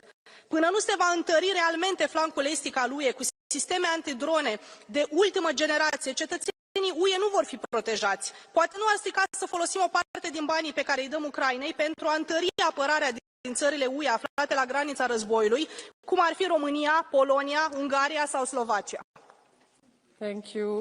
Mr. Kubosku, please. You have 1 minute. Pani Przewodnicząca, Pani Komisarz, to co wydarzyło się ostatnio na polskich torach to kolejny akt rosyjskiego sabotażu, ale to też w czystej formie zamach terrorystyczny. Ile jeszcze takich dowodów potrzebujemy w Europie, żeby przejrzeć na oczy? Czy naprawdę musi polać się krew, byśmy zrozumieli, że Putin i Łukaszenka nie mają żadnych hamulców? Na szczęście niemal cudem nikt w Polsce nie zginął. Nie możemy jednak na to bezczynnie patrzeć. Choć Rosja nie wytacza przeciw nam czołgów, to innymi środkami osiąga ten sam cel. Skutecznie dzieli Polaków między sobą, dzieli Polaków i Ukraińców. Zastrasza nas, a jednocześnie zmniejsza naszą europejską wrażliwość na to, co codziennie dzieje się w Ukrainie. Wschodnia flanka, mój kraj, Polska, każdego dnia mierzy się z niezliczonymi cyberatakami. Nadlatują drony, podpalane są nieruchomości, odcina się od sieci nasze szpitale. Teraz zobaczyliśmy kolejną odsłonę tej samej agresji. Każdy, choćby drobny atak na Polskę, Litwę czy Estonię jest atakiem na nas wszystkich. Teraz jest moment, by pokazać, że rozumiemy stawkę i że razem potrafimy się obronić, zanim będzie za późno. Dziękuję. Thank you, Mr. Stakis. Please come forward. You have 1 minute. Ja, godātie kolēģi, katru reizi, kad es lasu ziņas, ka kārtējais Krievu drons ir kārtējo reizi pārkāpis Eiropas gaisa telpu, es vienmēr mēģinu kaut kur rindkopā atrast, cik daudz rietumos ražo detaļu ir šajos dronos. Čipi, dažādi navigācijas modeļi, sensori. Vienā Krievijas dronā ir pat līdz 400 dažādu rietumos ražot komponentus. Un šos dronus šobrīd Ukraina izmanto, Krievija izmanto ne tikai pret Ukrainu, bet arī pret mums. Un runājot no tribīnas, šeit daudz ir ļoti karavīgi. Bet kas notiek tad, kad politikas dokumentos tiek piedāvāts patiešām saraukt jebkādas ekonomiskās saites ar Krieviju? Nu, tad sākas atrunas un tā drosmīga lēmuma bieži vien vienkārši izpaliek. Un Eiropas pielaidība ļauj Krievijai rīkoties aizvien nekaunīgāk un radīt draudus mums visiem. Tāpēc sāksim ar sevi. Eiropā ir saradušās tūkstošiem tādu sīku firmu, kas vienkārši pārkāpj sankcijas un piegādā duālas nozīmes preces gan Baltkrievijai, gan Ukrainai un vienkārši peldās naudā. Tā kā ir pēdējais laiks nesaudzīgi vērsties arī pret tām. Krievija nespētu apiet sankcijas, ja nebūtu atradusi izmanīgus palīgus tepat rietumos. Thank you. I will now call to take the floor Mr. Geisel. You have 1 minute, please. Frau Präsidentin, liebe Kolleginnen und Kollegen! In München und Kopenhagen werden Drohnen in der Nähe des Flughafens gesichtet. Was vielleicht auch ein Bubenstreich sein könnte, wird sofort als Spionage und Teil einer perfiden, hybriden Kriegsführung ausgemacht. Und der Urheber steht auch gleich fest: Russland. In Polen bemerkt ein Lokführer erhebliche Unebenheiten des Schienenwegs und der Präsident spricht von einem beispiellosen Sabotageakt und dem Versuch, einen Zug in die Luft zu jagen. Und auch hier ist natürlich klar, wer dahinter steckt. In all dieser russophoben Hysterie sollten wir aufpassen, nicht alles über Bord zu werfen, wofür Europa eigentlich steht. Das Rechtsstaatsprinzip gebietet es, sich um Aufklärung und Beweise zu bemühen, statt mit rein spekulativen Schuldzuweisungen Stimmung zu machen. Und wenn belastbare Beweise vorliegen, dann müssen die Schuldigen bestraft werden, gerade wenn es sich um Anschläge auf die kritische Infrastruktur handelt. Und deshalb dürfen wir nicht hinnehmen, dass der dringend Tatverdächtige für die Anschläge auf die Nord Stream Pipelines in Polen laufen gelassen wurde. So etwas, liebe Kolleginnen und Kollegen, ist mit dem Rechtsstaatsprinzip, das Europa doch anscheinend so wichtig ist, nicht vereinbar. Vielen Dank. Thank you. You have a blue card, Mr. Geisel. You have a blue card from Mr. Gonsalves, but also from Mr. Stefanuta. Do you wish to take them? Mr. Gonsalves. Thank you very much. I hope I found the correct translation for your speech, because you think it's at least a coincidence that the airspace of Europe has been systematically violated since the invasion of Ukraine, and you also think it is a coincidence that Poland has had acts of sabotage while Ukraine is being invaded. So my question is very simple to you. Do you also think it is a coincidence that Russia is the neighbor of Ukraine? You think it is a coincidence that we find Russian army, Russian troops in Ukraine? And do you think it is a coincidence that we need to protect Ukraine while Russians are laughing at interventions like yours? Thank you. Thank you, Mr. Geisel. Ich darf Sie daran erinnern, dass die Präsidentin sagte, wir sollten uns mit Respekt begegnen. Ich möchte auf Ihre Intervention oder auf Ihre Frage wie folgt antworten. Mir geht es darum, es gab in der Vergangenheit immer wieder Luftraumverletzungen. Der Kollege Panayiotis hat ja darauf hingewiesen, wie es in anderen Ländern noch viel schlimmer ist. Das war immer der Fall. Ich habe den Eindruck, dass wir gegenwärtig diese Dinge Übermaß berücksichtigen. Und ich darf noch mal darauf hinweisen, es gilt das Rechtsstaatsprinzip. Die ganzen Vorgänge, insbesondere in Deutschland, es gibt bisher keinen einzigen belastbaren Beweis, dass wirklich Russland dahinter steckt. Das ist der Die Frage habe ich gerade, glaube ich, beantwortet, Frau Strack-Zimmermann. Vielen Dank. Thank you. You have another blue card from Stefan Nuttall. Mr. Geisel? Mr. Geisel? Mr. Geisel, the conversation is here. Mr. Geisel? Mr. Geisel is gone. So, Mr. Geisel, you have been distracted. You had another blue card from Mr. Stefanuta, so you have another opportunity to express your point of view, if you wish. All right, Mr. Stefanuta, please, you have the floor. Herr Geisel, ich komme aus Rumänien. Wir hatten Drohnen gestern Abend im Land und ich kann Ihnen sicher sagen, dass sie aus Russland kamen. Wie viele Beweise brauchen Sie noch? War 2004 ein Beweis, 2014 ein Beweis mit Krim, war der Mordanschlag an Nemtsov, an Politkovskaya, an Nawalny. Sind diese keine Beweise für Sie? Was braucht Putin zu machen, um Sie zu überzeugen? Mr. Geisel, it's your time. Die von Ihnen genannten Vorgänge sind nun sicherlich kein Beweis für die Urheberschaft etwa der Drohnenvorfälle in München und Kopenhagen. Ich glaube, dass Putin ein gefährlicher Mann ist, brauchen wir doch nicht drüber reden. Es geht darum, ob das Rechtsstaatsprinzip gewahrt wird, und dafür gibt es überhaupt keine Beweise. Ich wundere mich ehrlich gesagt auch darüber, dass in Deutschland, wenn offenbar eine so große Gefahr ausgeht, diese Drohnen nicht einfach abgeschossen werden. Da gibt es offenbar Riesenkompetenzgerangel in Deutschland. Dann könnte man sehr, sehr schnell herauskriegen, wer die Drohnen eigentlich gesendet hat. Ob es möglicherweise wirklich ein Bubenstreich war oder ob es wirklich Teil einer hybriden Kriegsführung ist. Vielen Dank. Thank you. I will now call to take the floor Mr. Jonski. You have 1 minute.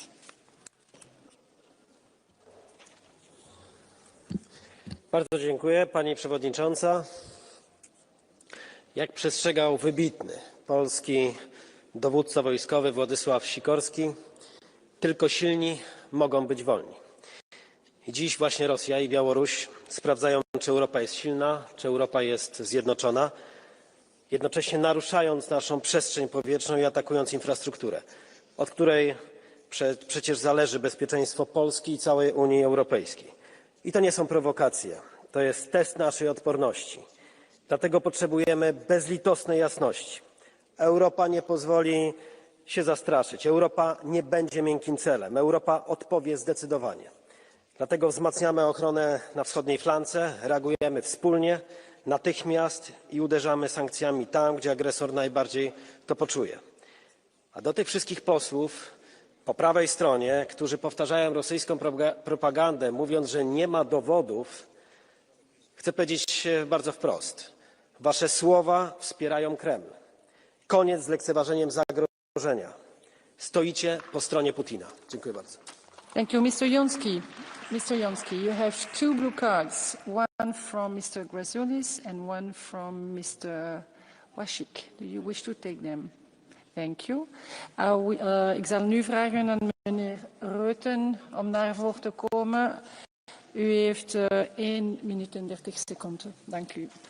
Thank you, President, Commission, dear colleagues. Every week we witness new incursions into EU airspace and fresh attempts to target or sabotage our critical infrastructure on our territory, on our seabed. And these are not accidents. They are part of a sustained hybrid campaign by Russia to intimidate our citizens, gather intelligence, destabilize our democracies and weaken support for Ukraine. And Europe cannot afford to treat these incidents as routine. Prevention must be our starting point. Improved detection and shared situational awareness from air to maritime and subsea, because our vulnerabilities are interconnected, and we must reinforce our societal resilience.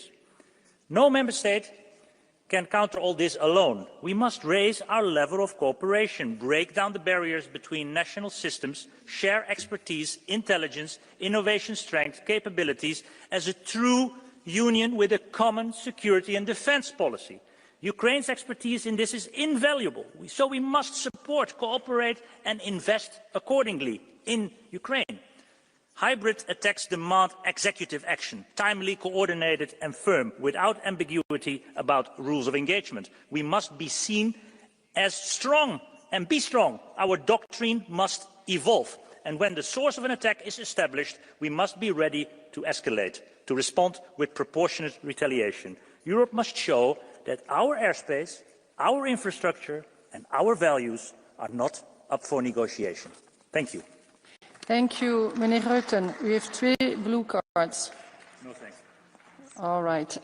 I will now give the floor to Mrs. Vresinova. You have 1 minute. Thank you. Thank you very much. Nad našimi letišti i jadernými elektrárnami křižují tajemné drony. Vybuchují železnice, balíkové bomby i muniční sklady. Přímé či nepřímé stopy vedou do Ruska a Běloruska. Z Ruska často slyšíme: dokažte nám, že je to z Moskvy. Jsem zvolena za Českou republiku, kde ruští agenti ve Vrběticích prokazatelně vyhodili do povětří rozsáhlý muniční sklad, zavraždili 2 naše občany a způsobili obrovské materiální i ekologické škody. Je tedy dokázané, že Rusko na nás útočí. Tyto operace mají šířit strach, rozdělovat společnost a oslabovat naši vůli podporovat Ukrajinu. Reagovat musíme koordinací tajných služeb a zlepšením obranného systému, ochranou kritické infrastruktury před drony a také budováním drone wall na východní hranici. A musíme se konečně přestat bát tyto drony začít sestřelovat. Děkuji. Thank you. Mrs. Strack-Zimmermann, please come and take the floor. You have 1 minute. Herzlichen Dank, Frau Präsidentin. Ich bin immer wieder überrascht, ob wir hier alle doof oder mehr naiv sind. Ich würde sagen eher naiv. Und Herr Geisel, der ehemalige Oberbürgermeister von Düsseldorf, hat ja mal wieder hier den fast Boden ausgeschlagen. Besser gesagt, nannte Angriffe mit Drohnen einen Bubenstreich. Meine Damen und Herren, solche Leute wie Herr Geisel und andere sind der Sargnagel für Europa. Das sind Hybride und Cyberangriffe. Und da mag einer dabei sein, der Trittbrettfahrer ist. Aber Russland macht Folgendes. Sie sind militärisch in der Ukraine eben nicht so erfolgreich, wie sie sein wollen. Also lenken sie ab mit Cyberangriffen, mit hybriden Angriffen, um unsere Gesellschaft auseinanderzutreiben. Angst, sie verbreiten Angst und die Menschen haben Angst. Und es ist bezeichnend, wenn man Drohnen losschickt und die Lampen anmacht, damit sie auch jeder sieht. Normalerweise nutzt man Drohnen, damit sie unterm Radar fliegen. Das ist alles dazu da, um uns zu verängstigen. Und deswegen gehört zur Wahrheit dazu, wir müssen zusammenarbeiten und uns wehren und diesen Leuten, die hier so einen Quatsch erzählen, mal zu zeigen, was Sache ist. Mrs. Strack-Zimmermann, you have a blue card from Mr. Geisel. From Mr. Geisel, you have a blue card. Do you wish to take it? 771. Thomas Geisel. Mr. Geisel, you have the... Ja, ich wollte die Präsidentin oder Frau Strack-Zimmermann fragen, ob sie nicht meint, sie hätte einen Ordnungsruf verdient für diese unverschämte Behauptung, ich sei der Sargnagel Europas, und möchte auch die Präsidentin bitten, zu erwägen, Ihnen einen Ordnungsruf dafür zu erteilen. Vielen Dank.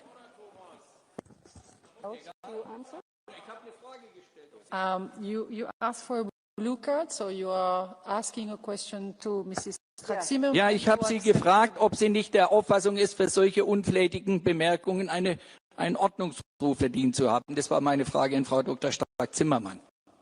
Herr Geisel, wenn Sie hier stehen und so etwas erzählen vor einem Publikum dort oben und darüber sprechen, dass Angriffe Russlands auf unsere Zivilgesellschaft ein Bubenstreich sind, dann erlaube ich mir sehr deutlich zu antworten. Wir kennen uns aus Düsseldorf und nicht umsonst haben die Menschen in dieser wunderbaren Stadt Sie abgewählt, weil keiner mehr Lust darauf hatte. Thank you. Mr. Stefanuta, you have the floor for 1 minute, please. În acest plen s-a întâmplat ceva extraordinar. Doamna Teodorescu de la AUR a arătat o dizidență foarte curajoasă față de partidul ei, care a votat în Parlamentul României împotriva legii de ridicare a dronelor. Și iată că astăzi în Parlament, după ce avem atâtea drone, a arătat curaj și convingere. Sunt ironic pentru că situația este foarte gravă. Acum 2 ani, câteva drone veneau și brăzdau cerul României. Acum 1 an, în fiecare lună aveam câte o dronă și acum avem săptămânal, aproape în fiecare zi. Este normal ca românii care trăiesc în Dobrogea și în această parte a țării care este mereu testată să stea mereu cu frică? Și da, și eu cred că trebuie să avem capacități de apărare, capacități de luptă antidrone, produse european și care să facă față cu succes acestor atacuri și acestui bullying din partea Rusiei. Dar mai mult de atât, avem nevoie de un antidot la frică, pentru că oamenii stau cu spaima în ei și nu știu ce se întâmplă. Și trebuie să vorbim deschis, și asumat, așa cum a făcut-o doamna Teodorescu astăzi. Mulțumesc tare mult! Thank you. I will now ask Mr. Zoido Alvarez to take the floor for 1 minute, please. Gracias, presidenta. Los drones rusos han vuelto a entrar en el espacio aéreo de un nuevo país europeo. Esta vez le ha tocado a Países Bajos, pero antes fueron Polonia, Rumanía, Alemania, Dinamarca o Bélgica. Y la lista, lamentablemente, aumenta cada día. Por eso Europa debe invertir de manera urgente en sistemas antidrones que sean tecnológicamente eficaces y también económicamente asequibles. El pasado mes de septiembre en Polonia, entre aviones F-35, F-16, helicópteros y misiles, se necesitaron tecnologías valoradas en decenas de millones de dólares para derribar 19 drones rusos de apenas $20.000. Nuestra defensa es demasiado cara y las amenazas de nuestros enemigos demasiado baratas. Y me temo que Putin no va a esperar a que los europeos nos rearmemos para seguir enviándonos sus drones. Unos drones que se calcula que Rusia fabrica a un ritmo de entre 3 y 4 millones de unidades al año. El tiempo corre en nuestra contra. No podemos perder ni un minuto más. Muchas gracias. Thank you. Mr. Zoido Alvarez, you have a blue card from Mr. Grazoulis. Do you wish to take it? No? Then we'll go to Mr. Negrescu. You have 1 minute. Thank you very much. Stimați colegi, în octombrie, prin rezoluția adoptată, am avertizat că agresiunile aeriene și atacurile hibride împotriva Uniunii Europene vor escalada. Am cerut atunci o reacție comună din partea Uniunii și a NATO. Din păcate, ceea ce vedeam ca risc a devenit realitate. Acum câteva zile, o dronă rusească a lovit punctul de trecere Olivska la granița cu România. Alte drone au continuat să intre în spațiul aerian românesc, iar oamenii au trăit sub alertă repetată. Nu este o situație izolată, mai multe state se confruntă cu provocări similare. Reziliența întregii Uniuni este testată. Am propus crearea unui scut european antidronă, precum și înființarea unui hub european de securitate la Marea Neagră, esențial pentru protejarea flancului estic. Astăzi solicit Comisiei Europene transparență totală și termene clare. Iar având în vedere poziția noastră strategică, cer ca România să fie punct pilot pentru implementarea acestei infrastructuri europene de apărare. Mesajul nostru trebuie să fie fără echivoc. Niciun centimetru de spațiu aerian european nu poate fi încălcat fără consecințe. Siguranța cetățenilor europeni nu poate aștepta. Mulțumesc. Thank you, Mr. Wasik. You have 1 minute, please. Pani Przewodnicząca, Pani Komisarz, Szanowni Państwo. Nie ulega wątpliwości, że za działania dywersyjne na terenie Unii i Polski odpowiedzialna jest Rosja i Białoruś. Aby przeciwstawić się Putinowi i Łukaszence, państwa muszą dysponować silnymi służbami, wyposażonymi w instrumenty pozwalające reagować i zapobiegać dywersji. I tu zwracam się do tych z Was, którzy bezrozumnie atakowali państwa członkowskie i ich służby z zastosowaniem przez nie oprogramowania Pegasus. Tak zwana afera Pegasus i działalność Komisji do spraw Pegasusa to operacja Kremla mająca siać zamęt i osłabiać europejskie służby. Gdy służby są ślepe i głuche, agenci Kremla mogą wjechać do Polski, wysadzić tory i przez nikogo niepokojeni wrócić na Białoruś. Zwracam się do tych z Was, którzy atakowali Polskę za aresztowanie Pablo Gonzalesa, Pawła Rubcowa, rosyjskiego szpiega działającego wśród europejskich elit.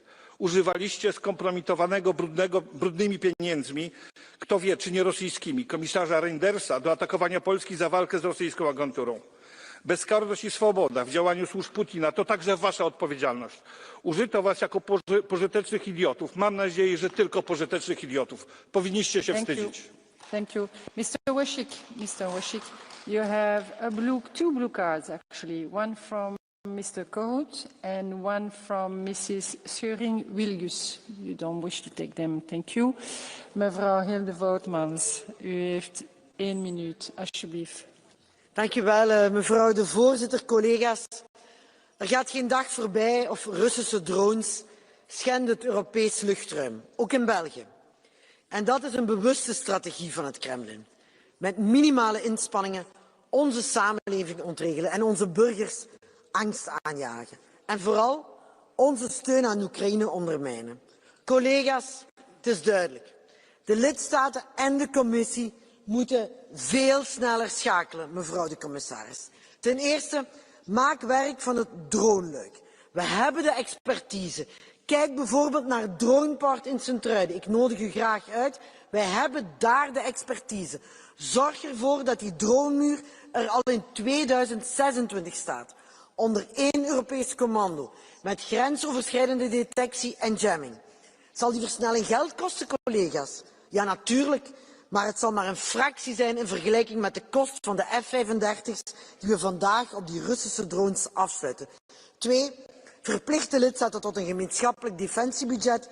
En 3. Doe dit samen met Oekraïne. Collega's, elke euro die we vandaag besparen op die counterdronecapaciteit betalen we morgen dubbel en dik. Het is onze plicht om onze burgers en onze ondernemingen te beschermen. Dank u wel. Mr. De Meo, please take the floor. You have 1 minute. Grazie Presidente. Le frequenti violazioni alle nostre infrastrutture e allo spazio aereo europeo confermano, se ce ne fosse ancora bisogno, che siamo di fronte ad una guerra ibrida. Sono episodi gravissimi con cui si cerca di seminare paura fra i paesi europei e si sta mettendo in discussione e in capacità di reagire sia l'Europa ma soprattutto l'Alleanza Atlantica. A fronte di questo scenario siamo obbligati a rimanere uniti ed essere determinati nell'implementazione del piano di prontezza della nostra difesa, perché solo un'Europa più forte ci permette di difendere gli interessi europei e soprattutto di essere un attore credibile sullo scenario internazionale.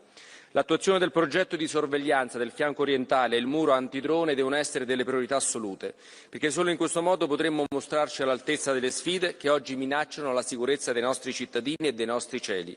Tutto ciò deve essere realizzato però in collaborazione con la NATO, che rimane il pilastro della deterrenza e della difesa.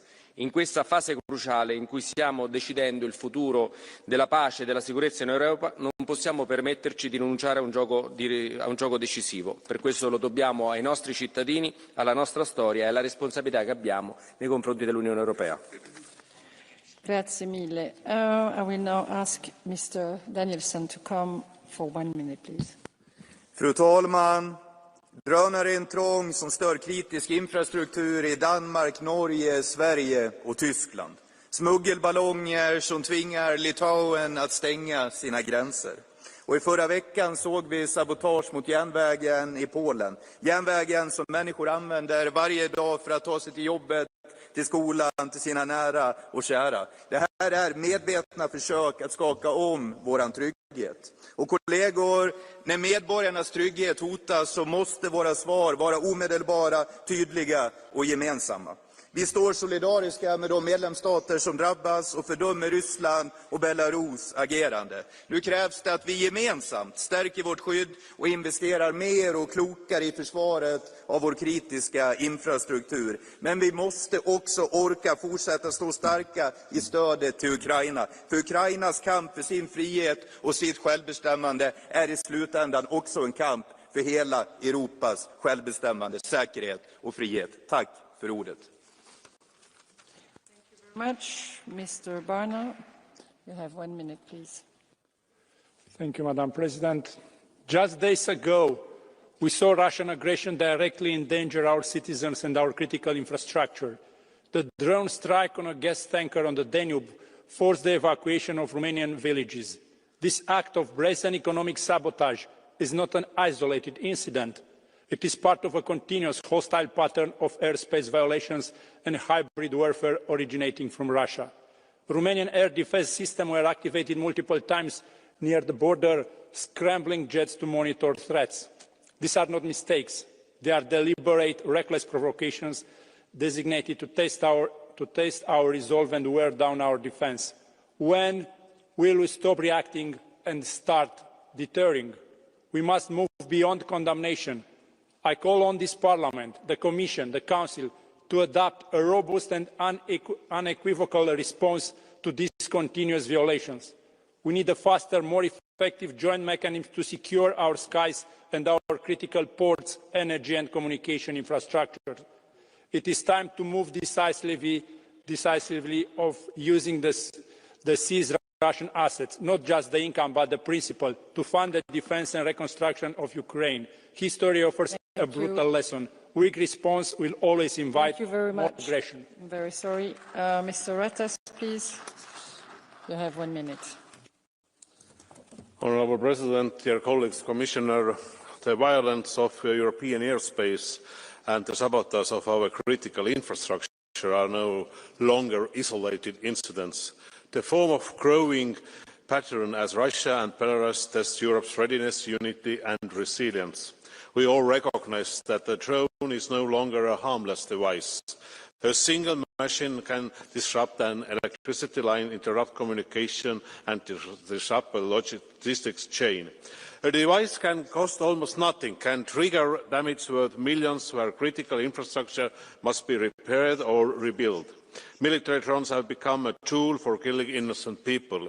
EU's response cannot rely on diplomatic protest alone and must include concrete measures such as coordinated air defence actions and real-time intelligence sharing.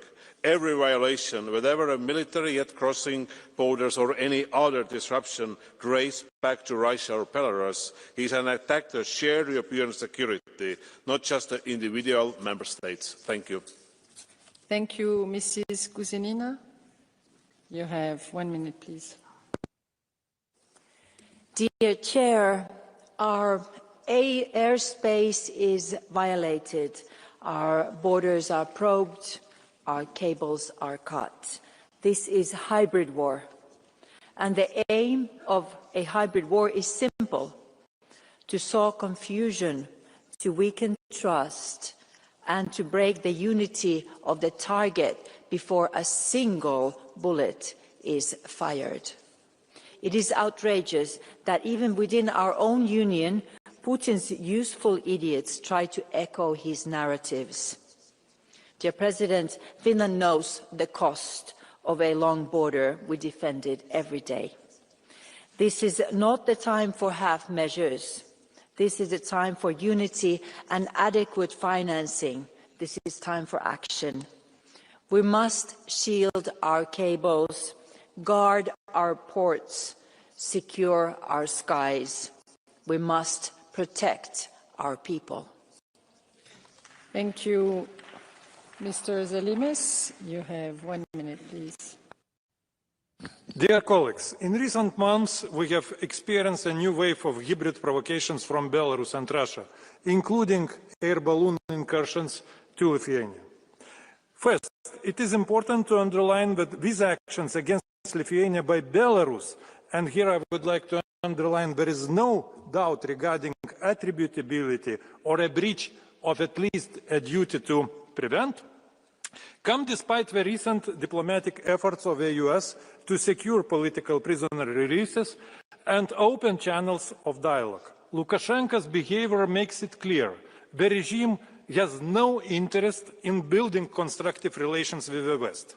Second, Lithuania was forced to partially close its border with Belarus in response to these provocations, only to see Belarus retaliate by blocking Lithuanian trucks and refusing to release them even after Lithuania reopened the border. This is an open blackmail and escalation. Third, we must also update our own tools. The Union needs to introduce a new criterion in the Belarus sanction regime that clearly defines hybrid activities as grounds for sanctions. Thank you. Thank you, Mrs. Chiswo. You have 1 minute, please. Rosja prowadzi działania terrorystyczne wobec demokratycznego świata, wobec NATO, wobec Unii Europejskiej. Mój kraj Polska, mój region Lubelszczyzna atakowane są najostrzej. Każdego dnia bronimy unijnej granicy. Ruskie drony naruszają naszą przestrzeń powietrzną. Cyberataki. Fabryki trolli Kremla zalewają Europę dezinformacją, próbując poróżnić nasze społeczeństwa. Cel Rosji jest jasny. Rozbić NATO, rozbić Unię Europejską, rozbić naszą solidarność. Dlatego potrzebujemy twardych decyzji. Obrona nieba nad Europą wymaga nowoczesnych systemów antydronowych, systemowego, skoordynowanego, wzmocnionego wschodnią flankę NATO i Unii Europejskiej. Naszą najpotężniejszą bronią jest jedność europejska. Tej jedności europejskiej broni cała Europa, cała demokratyczna Europa, ale tej jedności boi się Putin. Dziś tu w parlamencie i w moim kraju są tacy, którzy chcą rozbić jedność europejską. Pytanie, czy są głusi i ślepi, czy są na usługach Putina, skoro plują i szczują na Unię Europejską i na własny kraj. Thank you very much. Monsieur Glucksmann, vous avez une minute, s'il vous plaît. Madame la commissaire, chers collègues, la guerre russe contre l'Europe se matérialise sur le front ukrainien, mais elle ne se limite pas à ce front. Depuis des années, Poutine a déclenché une guerre hybride contre nos démocraties. Et jusqu'ici, la réponse européenne a été d'une faiblesse insigne. Depuis l'invasion du 24 février 2022, 150 opérations majeures de déstabilisation russe ont été recensées sur le territoire de l'Union, dont plus de 40 en France. La Russie attaque nos infrastructures stratégiques, nos hôpitaux, nos fournisseurs d'énergie, nos usines de production d'armement. Les avions et les drones russes violent l'espace aérien européen en Estonie, en Pologne, en Roumanie. De Bruxelles à Copenhague, des aéroports sont momentanément fermés. Il y a 2 semaines, des drones ont survolé l'entreprise Eurenco qui produit la poudre pour les munitions utilisées par l'armée française. Il ne s'agit pas d'incidents isolés, mais d'une offensive généralisée. Face à cette offensive, notre réaction doit être plus rapide, plus forte, plus coordonnée. Il nous faut investir massivement dans nos capacités de défense antiaérienne, nos flottes de drones, notre défense anti-drone et notre cybersécurité. L'Ukraine n'est qu'une étape, comme la Géorgie avant elle. Le moment est venu de sortir la tête du sable et de défendre nos démocraties avec plus de vigueur. Thank you. Mr. Kelleher, please, you have 1 minute. Last week, the Russian spy ship Yantar, spotted in the UK waters, was heading to Irish Exclusive Economic Zone. The ship is specifically built for subsurface work and so seen as a threat to undersea cables and energy pipelines. This is the same boat that was escorted from Irish waters last November. It also coincides with the fact that President Zelensky is planning to come into Ireland on the 2nd of December. We have had consistent monitoring of the cables off the southwest coast of Ireland, where some of the largest data flows between Europe and the US flow through our waters. And it is incumbent on the Irish state, our Navy and our defence forces, supported by the European Union, to ensure that we have the capacity to observe in Ireland's exclusive economic zone what is happening both on the water and underwater. With that in mind, we've encouraged the Irish Government to increase spending in defence capabilities and in observation capabilities to ensure that we play our part in making sure that Europe is safe and protected from Russian aggression and from Russian threats of sabotage to critical infrastructure in the European Union. Thank you. Mrs. Wiesler-Lima, you have 1 minute, please.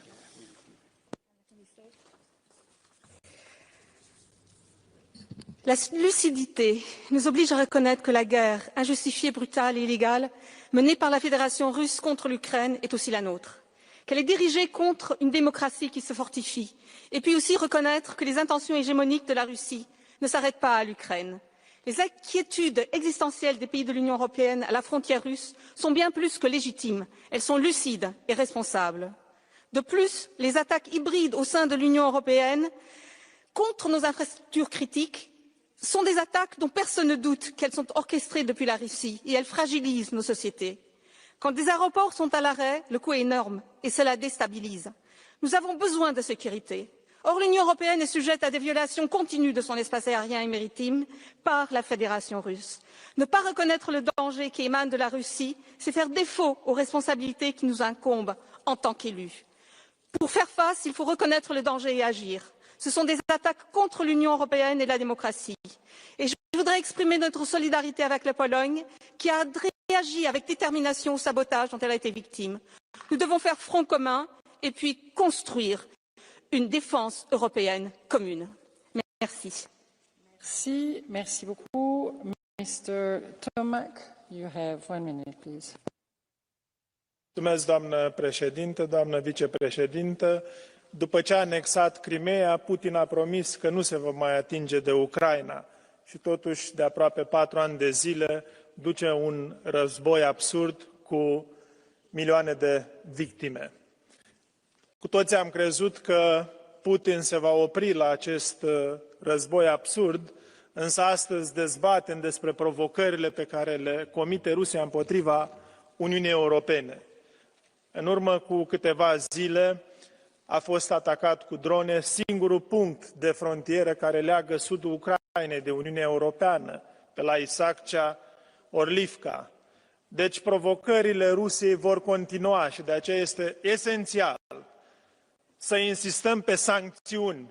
Acest criminal de la Kremlin înțelege doar de presiune și sancțiunile sunt măsura prin care trebuie să obligăm Rusia să înceteze să provoace Europa, să înceteze acest război criminal împotriva Ucrainei. Mulțumesc. Thank you, Mr. Koller. You have 1 minute, please. Thank you very much. When we speak about hybrid warfare, hybrid actions, many people say that they don't exist, that it's some kind of surreal thing. But during the past 20 years, Europe has experienced a series of covert attacks on infrastructure and strategic targets, with a marked increase after 2022. Western authorities have attributed incidents such as arson, assassinations, explosions, acts of vandalism, and electronic and cyber interference to Russian military and intelligence services, describing them as part of a broader hybrid campaign against countries supporting Ukraine. Moscow has consistently denied responsibility, attributing the incidents to other actors. By 2025, NATO assessed that scale of sabotage threats in Europe as record high, characterizing Russia's subversive activities as a significant security challenge for the continent. Lately, these attacks have escalated. We have witnessed violations of EU airspace by Russian warplanes and balloons from Belarus, airports in many EU states threatened by drones, sabotage of Polish railway, attack drones falling on Romanian ground, and many, many more.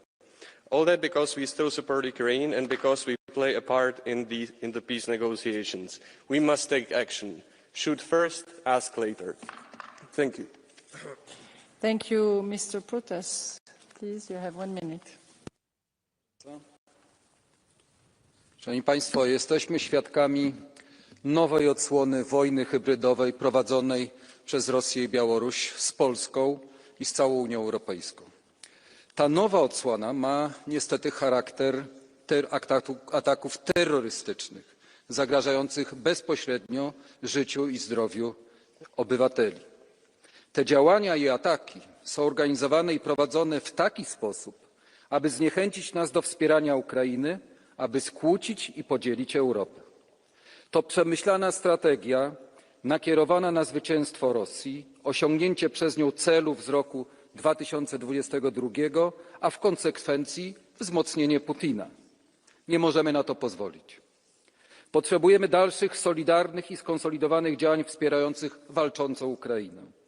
Musimy skoordynować działania wywiadowcze i antyterrorystyczne, zadbać o lepszą wymianę informacji, dalej wzmacniać ochronę granic Unii Europejskiej, inwestować w tarczę dronową i lepsze metody monitoringu obiektów strategicznych, przeciwstawiać się skutecznie dezinformacji.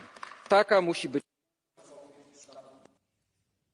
Thank you very much. I will now give the floor to Mrs. Teodorescu. You have 1 minute, please. Tack talman. Ryssland testar oss och kommer fortsätta att göra det så länge som vi inte kraftfullt svarar på samtliga attacker och överträdelser. Vi behöver inse att gränsen redan passerat så att det visserligen inte råder krig utanför Ukrains territorium, men inte heller fred. Den upprustning som initieras i Europa behöver markant påskyndas och diskussionen om europeiska kärnvapen som kompenserar för ett allt mer opålitligt USA